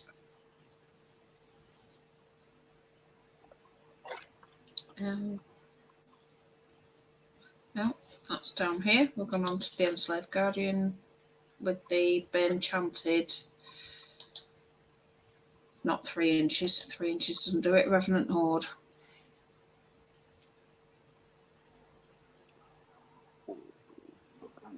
Ow. Well, where the oh no, it's Pegasus flies 7, not 10, isn't it? Yeah, Pegasus went up there. Goreblight didn't do much there. Over here, obviously, these guys made a mess. No other way of putting it, they made a mess. Poor John. Richard's definitely getting a feel for Kings of War.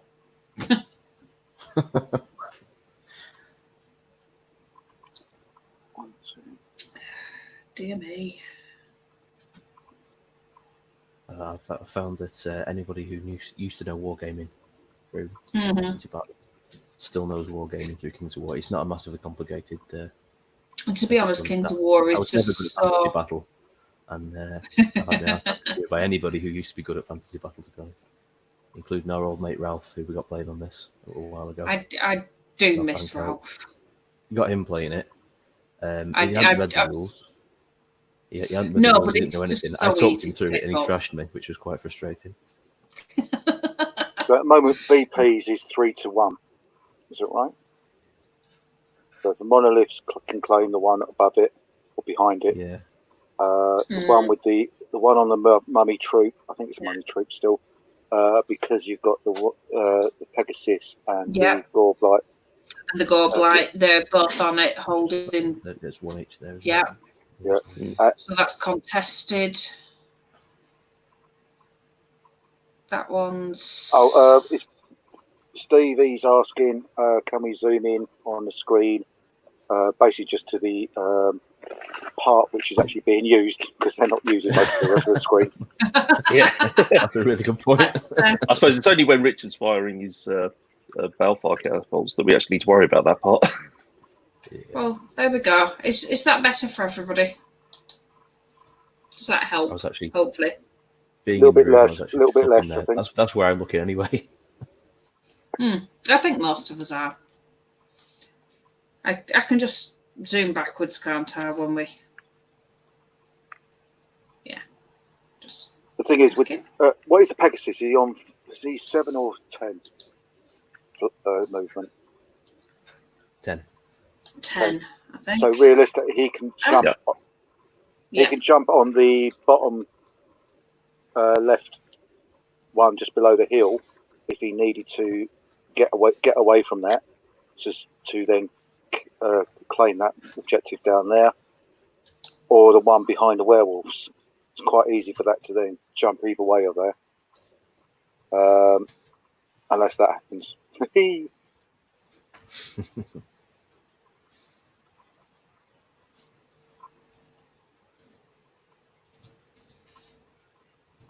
So it depends on which way round he wants to go, because he's not going to one-shot either one of those. So he's going to get it in a body either way. So does he want a Gorblight in a body or a Pegasus in a body? Probably neither. I know what my preference would be, but yeah, neither of them would be perfect. No. Both are going to leave a mark and leave you well and truly. I think I prefer to take Pegasus hooves in the bum than the Gorblight claw. It's just...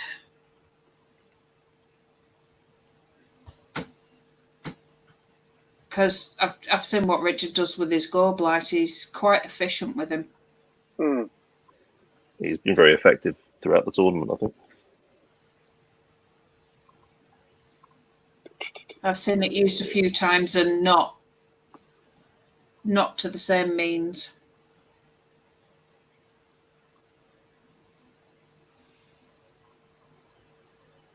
Now then, monolith 7.4. It's just on the 3 line. That's where it needs to be. It needs to keep the. The thing is, if you'd have gone just slightly further over,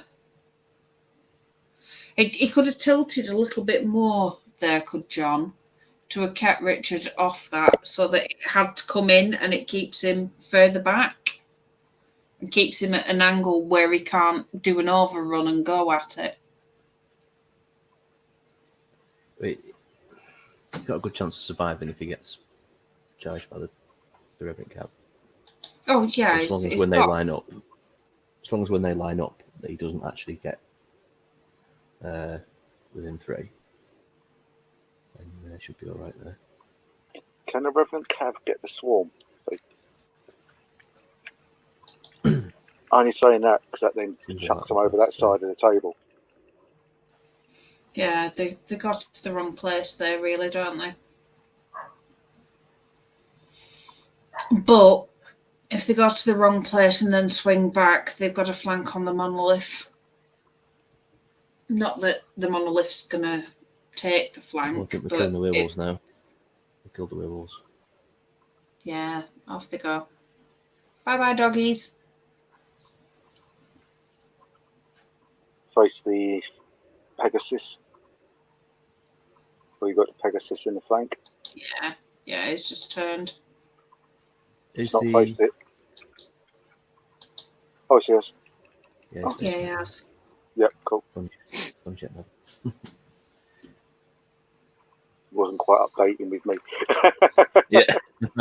It can take its time sometimes. It really can. Is the left-hand Revenant Horde, is that within 3 of that objective where the Just out. Ooh. They're being held just out there.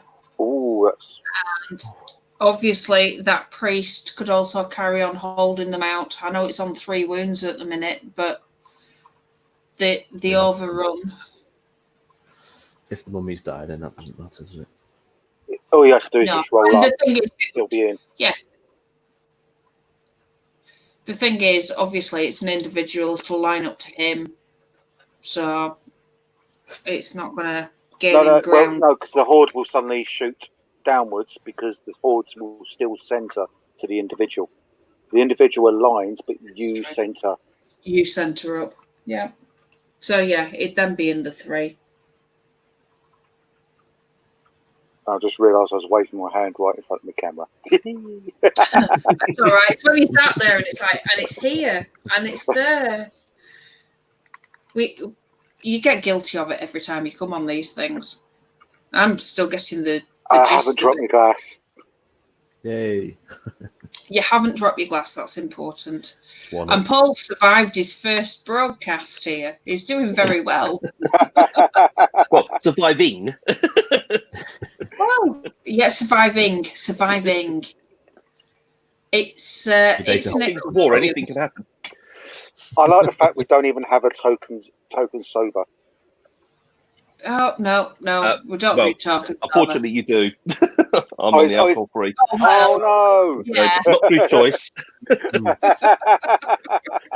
There's one thing with these broadcasts. I keep hearing about these amazingly sounding drinks, and I can't have any of them at the moment. no.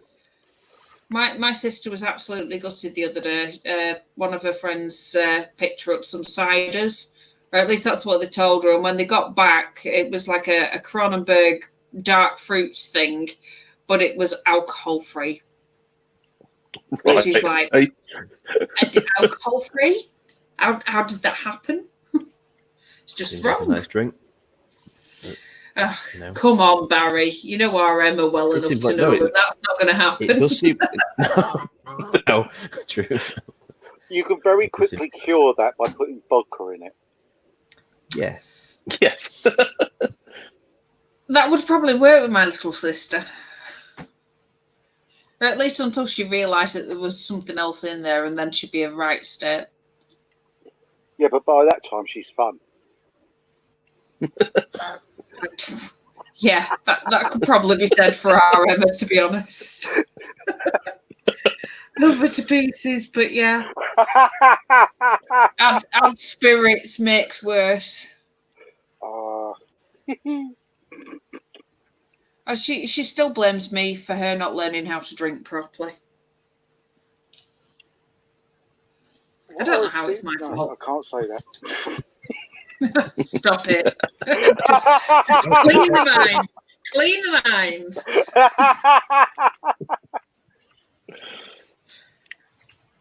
Oh, grief, you don't even need to line them up like you said before. Awful. Yeah. What are we like? I think we're far more interested. Have you ever seen Dumpy's Rusty Nuts?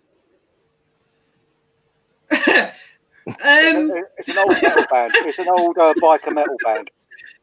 That's okay. I haven't seen those. I was going to say, would I be letting myself in for trouble if I said I'd seen Dumpy's Rusty Nuts? It's like...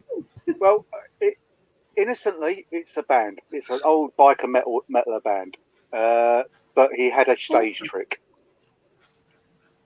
with Newcastle to do with Rusty Nuts. Ah, right, yeah. I like me Nuki Browns.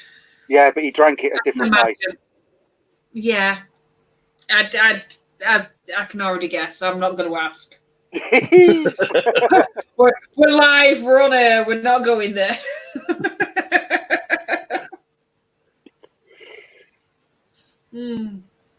That's another banner idea for you. We're on air. We're not going there. Yeah, we're on air. We're not going there. I think that's a good one.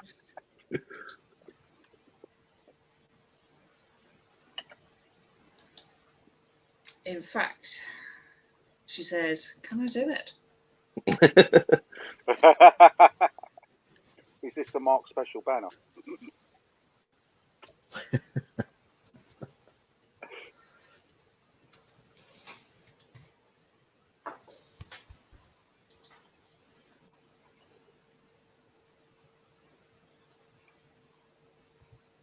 think that works. I think so.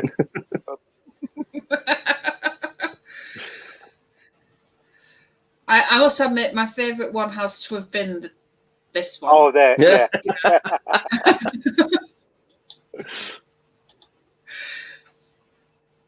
Oh, popped it back up already. Gosh. Is that because it's now AO quickly? Yeah, it's right there at the top of the list. It's like, whoop, yep, domestic. Oh, right, Richard's shooting. I think I should zoom out for this bit, shouldn't I? No. There we go. We'll zoom out for that bit. Yeah. They're not exactly. I was thinking it'd be Yeah, I thought it'd be highlighting who's shooting what. Is he doing all of them? Oh, no, because he's rolled them all. Hey, what? No, that's not all together. They only got 2 shots. He's felt a Bane chant and he's healed his goblet. There we go. Well done. Thank you. Cheers, Barry. I love my Barry. Here we go. Hello. Okay. Is Balefire woke up then? They've been great, those Balefire. That's what job is. Did okay. Certainly. That's not bad. Well, one did. Right. Anyway, everybody will probably want me to come back into the screen. I'll just say, yeah. Rezoom. Here we go. Oh, a bit too much. There you go.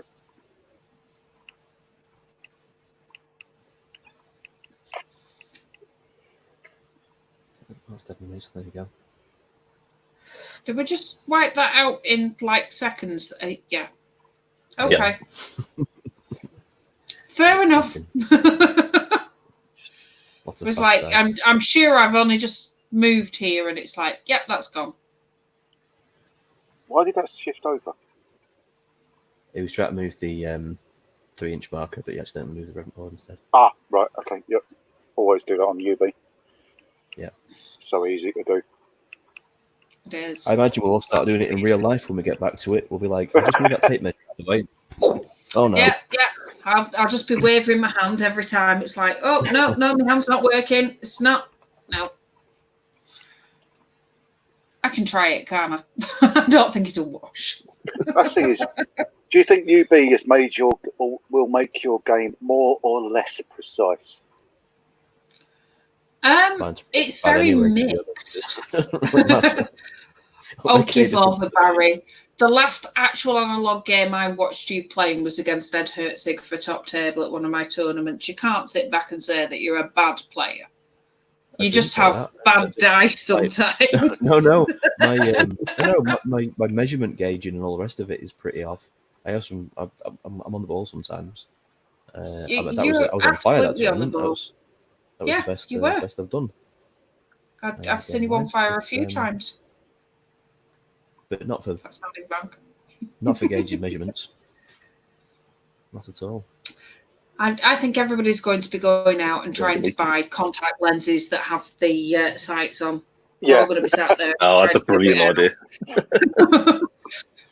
I'm convinced that Tom Robinson's had them for years. I really am. Ever since I've known him, it's been like the Terminator. It's like it's built in. It's in his. He's already had those contacts. Northern King Cyborg, isn't he? Oh, bless. I do love my Tom. I wouldn't have my ears without Tom. Oh, he's brilliant. I just know him as Spider-Man because when he got drunk and climbed the pub.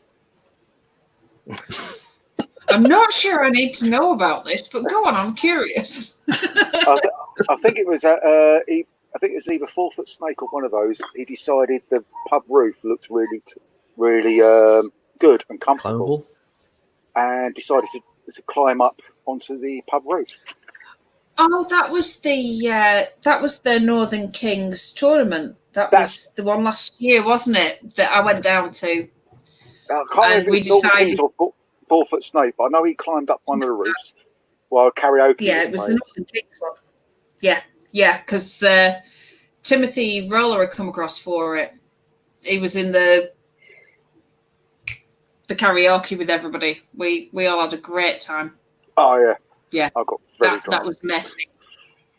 I got that was very messy. drunk. Yeah. That was fun. I got dragged away so that I wouldn't sing. I can't say by who.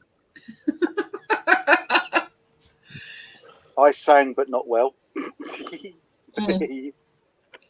No, well, having sang at a previous occasion with both Dan and John, somebody clamped me by the shoulder and escorted me out of the building when that started happening. It's like, no, come on, we're gone. Let's go and find somewhere with more beer. It was very easy to persuade me out of the whole scene. Honest. Yeah. But yeah, no, it was a good night. I do remember Tom sitting on the wall looking like a tomcat. That's it. I saw the pictures at like 2 o'clock in the morning. Oh, here he goes. Oh. Okay.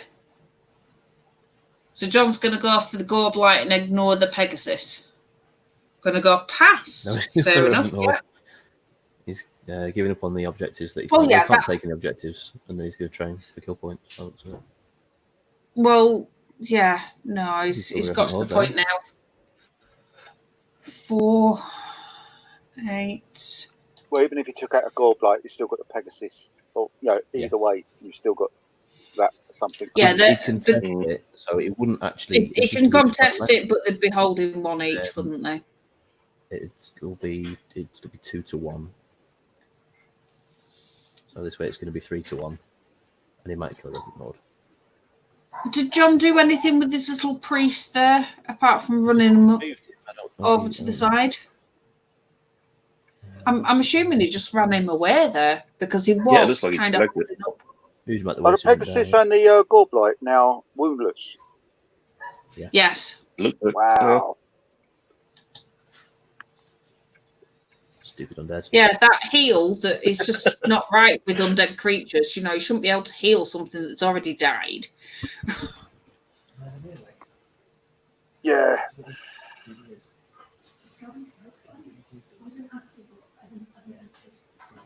Oh, say hi to Rach, Baz. Oh, will do. John says hi. John. Rach says hi.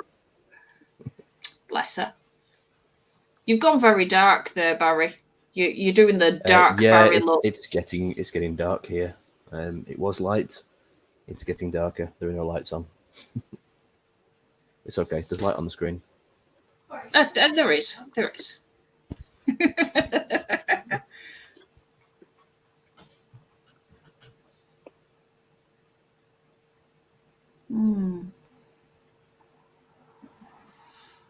Okay. Well, how's that? Yeah, that makes short work. Oh, you're looking like a scary chap. That way? Oh, no? I wouldn't that way. If you did haunted house tours, you'll be perfect. We'll turn that off, I think. Yeah. Flashbacks of London dungeons. That's it. I'll just go close to the screen like that. We love you, Barry. We love you. Oh, dear. Oh, we did it as well. There you go. That's what I was thinking about. Yeah, he got rid of that whole horde. Okay. Which way's the other horde facing? Oh, turn 7. These guys. North. Yep, they're going up. Cheeky bone giant. Cheeky bone giant action there. That's nice. That's nice. So really, bone giant's going to come in has to move and turn. Because that's a bit dangerous potentially for. Well, Richard's going to turn that and surge it in, isn't he? That's going to go over there. Or is there still some surge knocking about, isn't there? On there's plenty of surge still knocking about both ways. Side there, so you can just turn the Gorb Light round and surge him into the flank of the bone giant, can't he? And he's still got his shooting, so he's still going to shoot the hell out of the. is going to turn the horde round and surge them backwards, probably, by the looks of this. You can't surge backwards. How does it work for? No, but back the way he came. It's an about face. He Oh, still so leaves him inside 3, though, doesn't it? Yeah, he's in the 3. Yeah. Did that not get damaged, or has he healed it? It's 2 all that got. Wow. I could have sworn that Revenant Horde was higher than that. How many Well, it's got the life leech too, as well, isn't it? 'Cause it's got the rats. Yeah. So. Ouch. Ow. He hasn't got many wounds. Richard hasn't got many wounds on his things. Well, both of them haven't really. No, but it doesn't matter for him. I mean, the only thing that's going to happen, that can happen, is a bone giant hitting something somewhere uncomfortable, isn't it? Oh, he's got the pharaoh as well. So, well, 1, 2, 3. I mean, in the rear, Jam. So, yeah. I'm trying not to say things here, Barry. I'm trying not to say things. You know me. I'm blushing just thinking about this. Golly. Oh, ow. Yeah, because all Richard needs to do is fly that Pegasus down towards the southeast point. Hill. Oh, like bottom southeast of the hill, yeah. And there is no way at all that John can actually claim this. Yeah, whereas Pegasus is right in that 3. Second one, just in case. Yeah, but he's got a gore blight there, so it's them. Yeah. If he takes out a gore bite, yeah, fine. But he's already guaranteed. It's not just a cancelled one; he's got one. Completely holds it. I get you.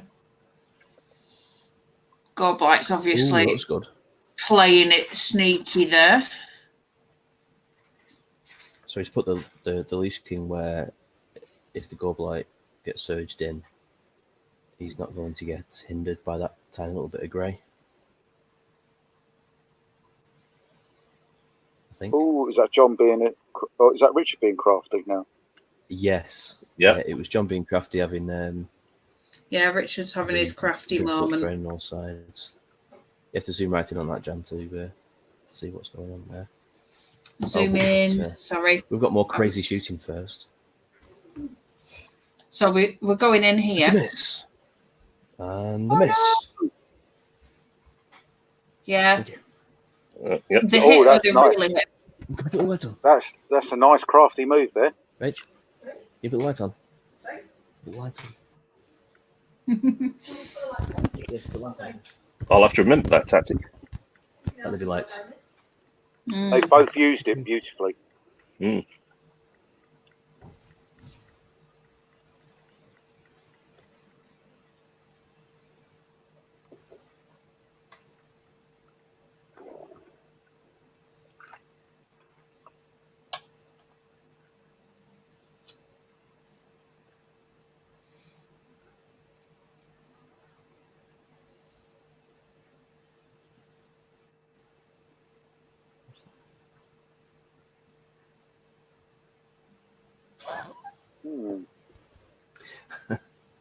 Yeah, that's quite a fail. Ooh.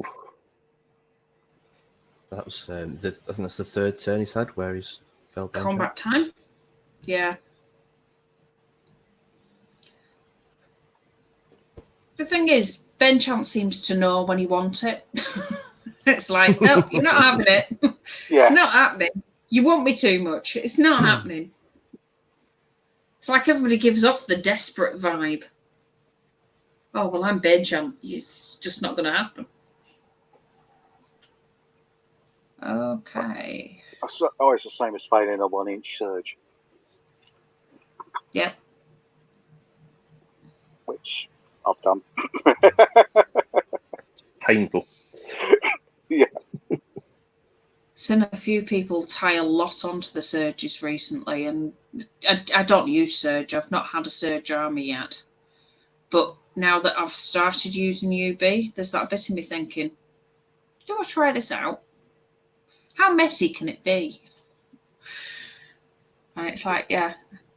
Well, you've either got the epic surges, which I think what my best so far has been a 23-inch surge, and that's the distance it travelled. Yeah. I set up a whole train of surgy things to be able to pull that off. But That sounds a bit like the Tom Robinson thing that went on at the end of last year with his railgun.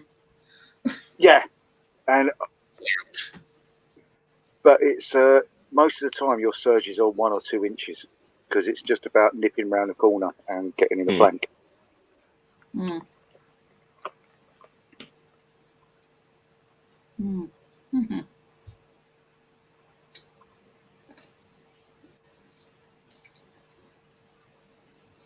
Yeah, I think nipping round corners I could do, but having watched so many of these now, it does tempt me to try it. It's fun. It's a completely different type of tactic, and it does close down the leap over flyers because if they leap over, you just 180 and surge into them. Hmm.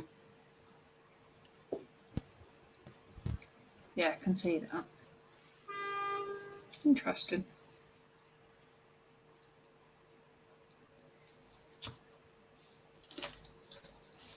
Where's he going?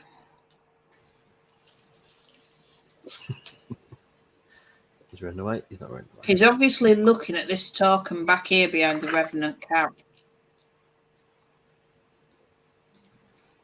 and thinking it's less contended. Revenant's Cow's got more unit strength. Yeah. If you can get a ridiculous... And it is inside the 3. Yeah. Surge onto the flank there, then he's got something there. If you can do it, but it's a really... We could be here for a long time trying to work out that angle. Yeah. Is this I want to turn 7? I want to turn 7 and have a Hail Mary shot. Yeah, well, this is turn 7. I think Yeah. John's looking at it needs Yeah, a there we Hail go. Mary Just shot trying to for him do to it. get anywhere now. Yeah, if he can do it. He's got a lot of surge, and that's pretty much all he's got left. So he moves to... So was he speed 6? So he's just worked out where speed 6 is. And now he needs 3. Is it? He needs 3 to get in. Oh, he's got how many surges? He's got 2 or 3. He's got his Pharaoh with 8 and 8 on the Curse Priest. I'd want to have 2 in range because UB will fuck you over. So he's still got all of his surge. He's got surge 24, so he can do it. Oh, well, yeah. no, he hasn't got the monolith. He hasn't got the monolith. Yeah, it's got the monolith. Yeah. No, because it's been hit. Yeah. Yeah, It's taken out. It's disordered. Of course. Right. So it's getting the 2 priests within range. Whereas Like the Pharaoh's just been hit as well, hasn't he? Oh, he's got 1. yes. So it's, can he get that in range?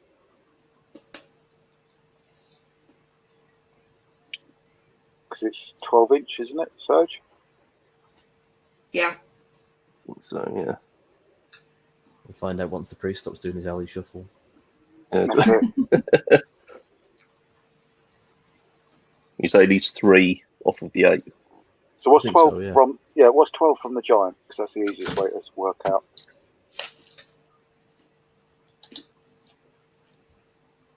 Go on, Jan, get zooming. So yeah, it's not quite there yet. Yeah, we're not there. No, it's We're got that about blue an line, inch isn't it? out of it. Yeah. 1.5 inches out there.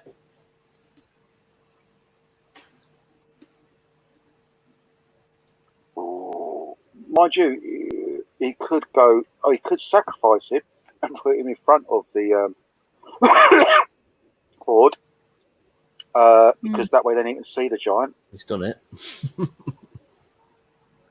Okay, that's Oh all. yeah. He's done it. I don't know who did it, but he's done it. So presumably that was from the priest. I don't know. The measuring's different. That'll be fine now. None of my business. He's turning around now. Yeah. He's turning round. So that now is in the flank. Closer. I suppose he doesn't need to turn him round now because he's put his wounds on top of him, so we can't see what's.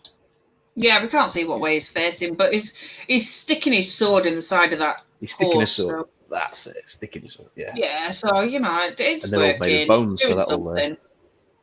There you go. Spanner in the Shush. works. Yeah, it's just something to shake around like a rattle, isn't it?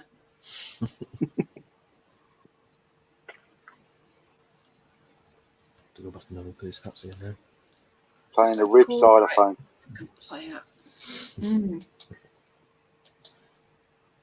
Leash King. But yeah, that Pegasus is going to do exactly what you're suggesting. It's going to hop over here and pick that up.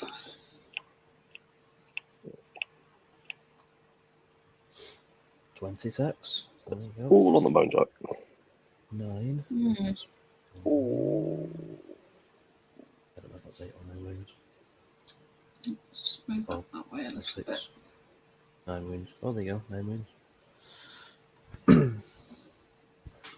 9, 11 wounds on it. So 16. 6 to kill. Dash 17. Voila! Off he goes. Boom. That's a John nice made little. the difference there. So that's a draw at the moment. A cheeky monkey. So he just needs sidestep. Yeah. Mm-hmm. He doesn't even need to sidestep. He's within 3 of it. He is within 3 with the monolith. And with the bone giant, they're both within 3. Oh, actually, no, that's the last turn, isn't it? That is it. So Yeah. Yeah, it was. has John turn managed to 6. pull a draw from a defeat? Yep. He has. Wow. It's canny. Unless they get turn 7, at which point that That was Pegasus turn might. That was turn That 7. That was was turn turn- 7. I thought that was still turn 6. I know, so did I. But then I've someone lost saw it. No. Yeah. That's just. Wow. Wow. Belting. Skanky. Very skanky. No, at all. That was very clever. Yeah. I mean, Yeah, it wasn't even but out of it's order. Those two combats weren't even out of order. Yeah, that was proper sneaky. That. That's the thing. We're watching 2 very good players, isn't it? You start sitting back and thinking, "Ow." Yeah, I've never played Richard, so I've got no comment on how he actually plays. I know he was a sober one on the commentating. But Well, you know, I know. I still have proof of that one. Just sat here that says, Listen to it. If only we could have done in this game. But, "Oh God, no, no." they're 2 very precise players and very tactical players. Yeah. Exceptionally. I'm sure they're just rounding everything up and filling the forms in at the minute and saying to each other, you know, "I'll buy you a beer next time I see you," kind of thing. Because that was just brutal. I don't at think points. Richard's saying that right now. I think he's No, Richard's probably sat there saying, "Oh, did Stamping you up. twat, you?" Stamping him. Jumping up and down. Victory off the Where, You just where did my win go? Where did that win go? I'm put it down here somewhere. It was right there. I know, and he left it. All he had to do is pivot the horses a little bit more the turn before, because they weren't exactly doing much apart from holding that, or even back them up, so it would then become a 3 inches more. It's just That's one of those things, isn't it? Like, you Oh, know, yeah. like Richard said, He's not very. He's not terribly. you can look experienced in at the how realm little there of, was on there Kings of War. at the end. It's little That's fella one of those- hiding one under of those the cheeky little tree. things that Oh, the no one's thing holding with their him head is in he shame. probably won't make that mistake again. No. So, and that angle was so slight for the Bone Giant, so slight. But that's the Yeah. also is John plays like that. John plays precise angles and stuff, and millimeter perfect.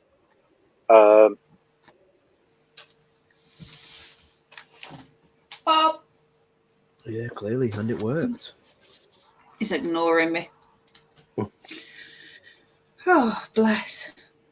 No, that was utterly brutal. I'm empty. I'm sat here thinking I need to go and get more, but we've just got the guys come back into the room. Perfect. Add to stream. Here we come. Here's Richard and here's Johnny. Hi. Let's get rid of the share screen now. It's tiny. That was brutal. Yeah, I mean the end was a bit unexpected. I can see lots of head shaking. Well, it was I thought I had a flank with the Gorblight on the Bone Giant, so I didn't send the Revenants in as well, thinking that I already had a flank, and I only realised that I didn't have a flank because I think it was the way the sword was pointing. So otherwise, the Revenants would have gone in as well to try and take it out. But such is life. And yeah, it would have been helpful if the catapults had maybe hit in the last 2 turns, but chance off at some point. Yeah, they got a couple of good hits in the game. Yeah, they got a unit, which was nice. So, but yeah, we did see the unit deletion and thought, yeah, the Gorblight's working. Yeah, otherwise, I mean, a draw. Gorblight's worked anyway. The Gorblight did good work. I mean, it was yeah, a bit vexing at the end, but it is what it is. I'm happy to pull a draw at the end of the day on something like that. So yeah, I just didn't. I think the objective placement, because it was just a little bit far out on some of them, I just couldn't quite get a couple of characters there, which was a shame. But I needed things like the vampire. He needed to be fighting rather than running over to try and get objectives early on. So yeah. He just couldn't quite get around when he needed to at the end. So I was surprised you didn't on turn 5 or 6 use the Pegasus and get the southeast marker. Oh, you mean rather than go after the Soul Snare? Yeah. Well, no, the turn after that. After that. So I think the thing is that at that point, I wanted to guarantee that I could get the central objective where the mummies were, because the Gorblight was fighting the mummies. I wasn't. The thing is, it's so spiky going on 4s. There was a good chance that I wouldn't do it, and if I hadn't, and he'd managed to get, say, for example, the mummy into the flank. And because this was before Magic, and come to Magic phase, and all the wounds disappeared off with a really good heal roll. But if I'd had a bad heal roll, the mummy had gone in, or the Pharaoh had gone into him, the mummies had survived and hit him, he would have popped, and then I'd have lost the center at that point. So I wanted to be doubly sure that I could take that objective. So that was my thinking. I mean, maybe I should have put him into the Bone Giant just to hold that bugger in place for a bit. But I mean, I was kind of hoping we wouldn't have a turn 7 because I couldn't really, at the end of turn 6, I couldn't really get a better result than I was already getting at that point. So I was like 3-1. I was like, yeah, that's quite nice.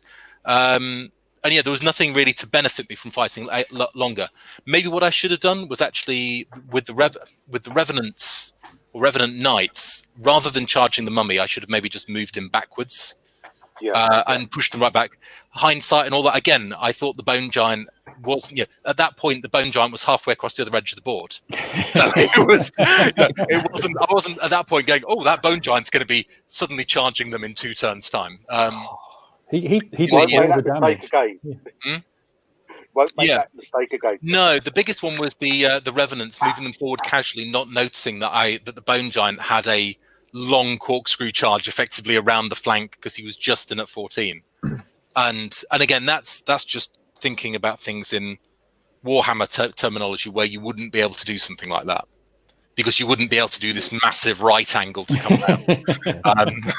Because he must have traveled about 22 inches or something on that charge. So yes, he did. Which is not bad for a 14-inch charge model. He's got long legs. Once he gets up to speed, he just rolls with it and straight through.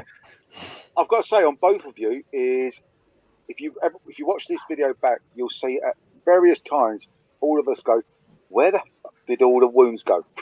It was just like, wow, they've hit each other. They've hit each other a lot, and yeah, there were wounds. We saw wounds. Yeah. They've got. There was a couple of turns, especially where both of us were just healing like crazy, Yeah. and it would just disappear. But I'd kind of eventually got the upper hand on that, thanks to a couple of spikes with the hit rolls. I mean, I couldn't do magic for shit, but I could.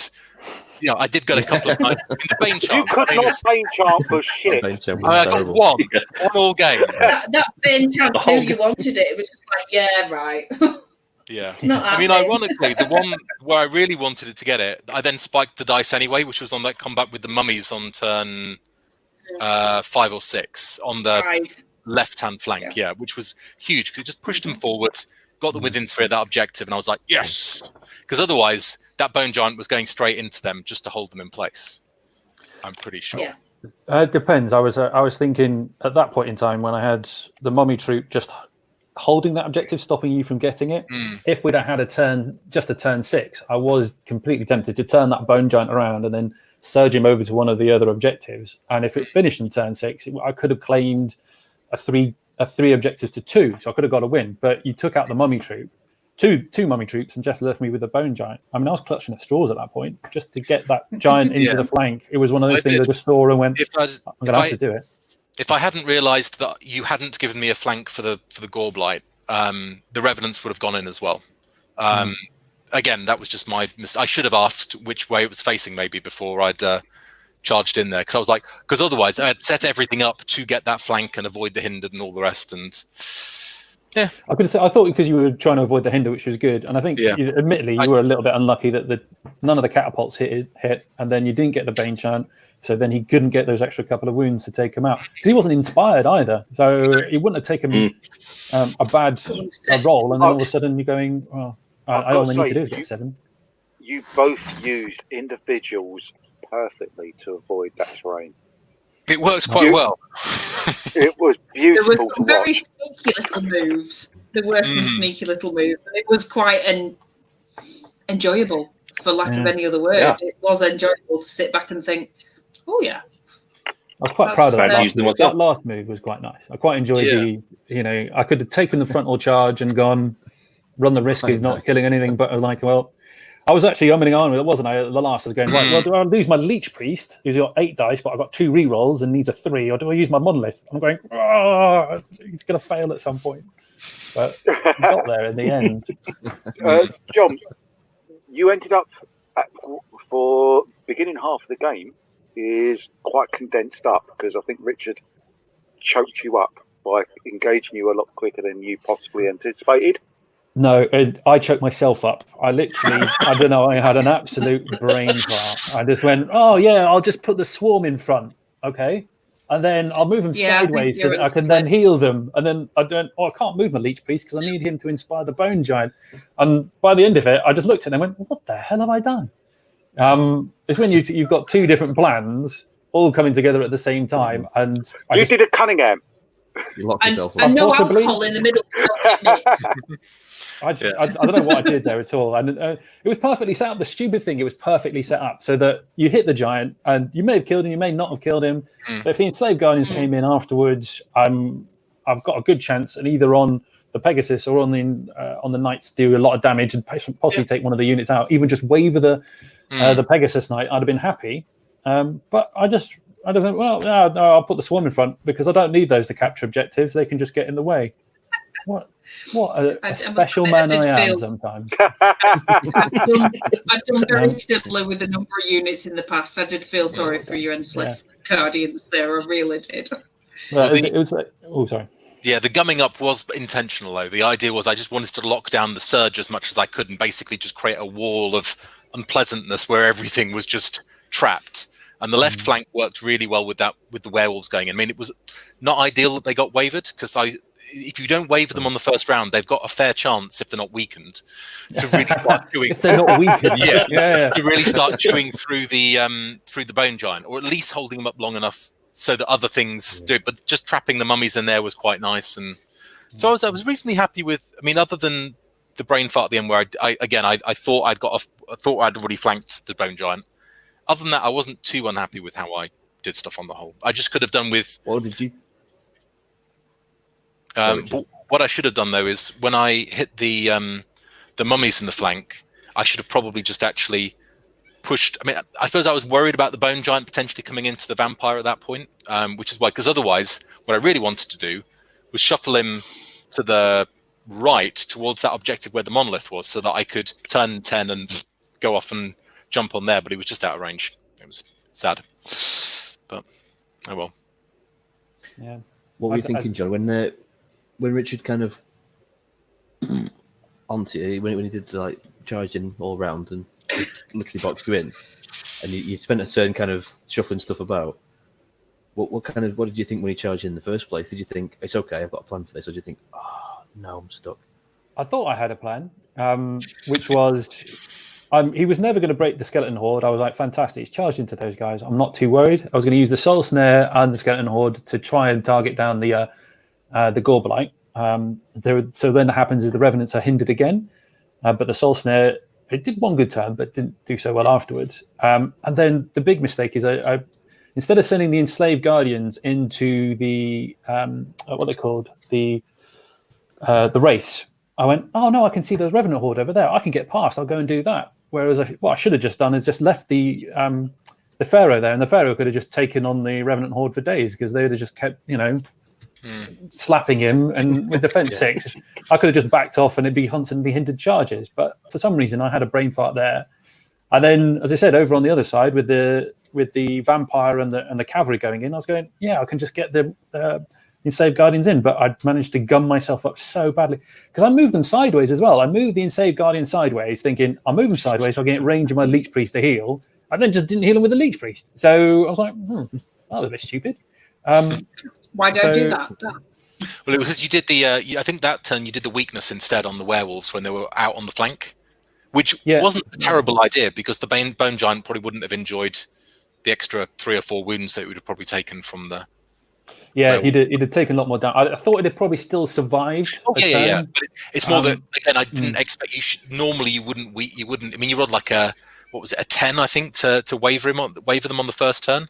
Yeah. Where normally what would happen is that they would, if they've taken 4 or 5 wounds off you on the first, say 5 or 6 wounds off your first turn, second turn, bam, and there's a good chance of him going at that point. So, yeah, that was it. I was thinking because he's nerve 18, you're going in and you're wounding him on 5s. If I could weaken you twice, Eddie would be all right. But I failed to weaken him the second time round. I thought that was all right, and then even if they went down, then I had the mummies behind. But I just had a brain fart then, and then from then on, I was constantly scrabbling. I was constantly going, no, oh, what about this? No, damn! And then all of a sudden, I've got a flying like vampire in my flank, and I'm going, no, what do I do about him? And then I was quite happy you did actually take the sword. Scrabbling. Yeah, and well, that's it. I've got to the end of it and got a draw out of it, but that was just, that was a brilliant game to watch. It was a brilliant game to watch. Yeah, it was. I imagine the last 2 turns were. Yeah, exactly. Yeah. That's common TV gold. That's what I was aiming for. I wasn't. That was my plan the entire time. Just you were playing the long game like a pro there. That was fantastic. Yeah, that's it. Yeah. Well, I know. I need one bone giant. I can kill a werewolf unit. I'm going to sacrifice the win, but you're going to just watch this draw that I get at the end. It's going to be amazing. Yeah. The last tactical move. Never see it coming. Yeah, and of course, obviously, we didn't see it coming. We were sat here giving it wow, what's going on? Who's got what? Yeah, it really was something to watch. And clearly, you knew that turn 7 was going to happen as well, so that was all part of the plan. It was. I actually completely missed turn 7 even starting. I was like, "That's just happened here," and I was zooming in, and then somebody said, "Oh, they just had turn 7." It's like, did they? Turn 7's happened. I was watching. There wasn't much to do, was there? There was a lot of just. You were watching Barry. You were watching Barry. But I've got to hold my hand up. It's like. There you go. I said, who wants to watch Tom Robinson? You were supposed to be here watching this game. Yeah. Well, he finished ages ago. He finished absolutely ages ago. And apparently it's coming home. Oh, there we go. That's all we can say. UK champion, like it. But it's So- lovely to watch It two brought me very bunny. precise players. Thank you. No, it was a good game. I enjoyed it. was. Gives me a few ideas because I'm going to play around with Tomb Kings a bit because they're my Empire of Dust, not Tomb Kings. Sorry, Yeah. Empire. Get it right. You will get shot down. Yeah. Now, come on, Richard, It took me this is about mad. 5 years to get around it, I think. Yeah. No, because what were Tomb Kings were my favourite army in Warhammer. So while I'm currently painting up undead, because I've got a bigger undead army, which I'm now completely replacing anyway, which does kind of negate the point of it, I suppose, in that sense. Defeat the purpose, yeah. Yeah. But I'm going to do a bit of Empire of Dust thing for a while because I've always liked the army. So yeah, and those Guardians are great when they're not just hanging about behind scorpions anyway. When they're not stuck. Poor fellas. I just said I was playing for a I turn can see 7 somebody bone being giant blank card. It's a long game to play, and it was. Backline chaff, wasn't it? Was turn 7. Yeah. Yeah, the Enslaved Guardians are At least we got that turn For the 7, eh? catapults. That's just, It was fantastic that you guys let us watch in on that one. It was just, whoa. yeah, it was good. It was a good fun game. I learned a lot. That's for sure. What I need to. What was also interesting is, from the commentator side, is Paul and myself know you, John, and Barry and Jan know Richard. So it was quite actually nice to have quite a balanced commentary as well. Is that John knows what he's doing, maybe. maybe? Yeah, he's decided what the hell's he doing? Why is he doing that? I'm going to listen back now, and I'm going to see you said, I can see John's playing for that turn 7. I can see it. Right? He's put the bone giant in the perfect position for that turn 7. If it isn't, if it's not on there, I'm going to. Richard do this before in the past. Richard's going to do that. Yep, there he goes. See that? Richard's done what we said he would. Yeah, bless him. If there was only one thing I would say, it was the werewolves. I thought they would have charged earlier into the flank of the mummy troop and possibly just bypass the bone giant. So my concern with that was at that point I'm utterly sacrificing the werewolves because you're just going to spin the bone giant round and flank charge. So I was doing I'd been playing around a bit in UB beforehand just to kind of try things like that and just see what you could do with Surge. And anytime when I tried it that I left, I basically had a game plan where I was intending to just basically cage you to stop too many Surge shenanigans from your side because you've got a lot more than me. And so, yeah, the idea was basically if anything that goes past, be it Revenant Cavalry, Vampire, Werewolves, it doesn't matter. Basically, they'll go in and kill something, but then they will die because you'll just spin it around in there dead. And you definitely take, at that point, I'm trading a 270-point unit for a 115-point unit of mummies, and it's just like, probably not worth it. No, definitely not. Well, I suppose we ought to wrap up at this point. We can carry on talking back in the chat area, but we'll let everybody else go, and we'll. Is that for patrons only? It's only if you spend money you get a backstage pass. We can have some of that behind. Yeah, a bit of backstage pass time. Let's put some music on if it'll work for me, and if it doesn't, it doesn't. If not.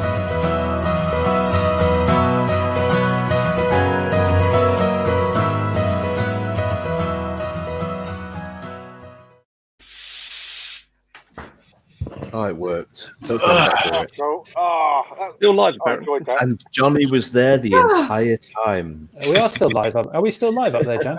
I don't know. No, we're. It's just it'll say live. It does say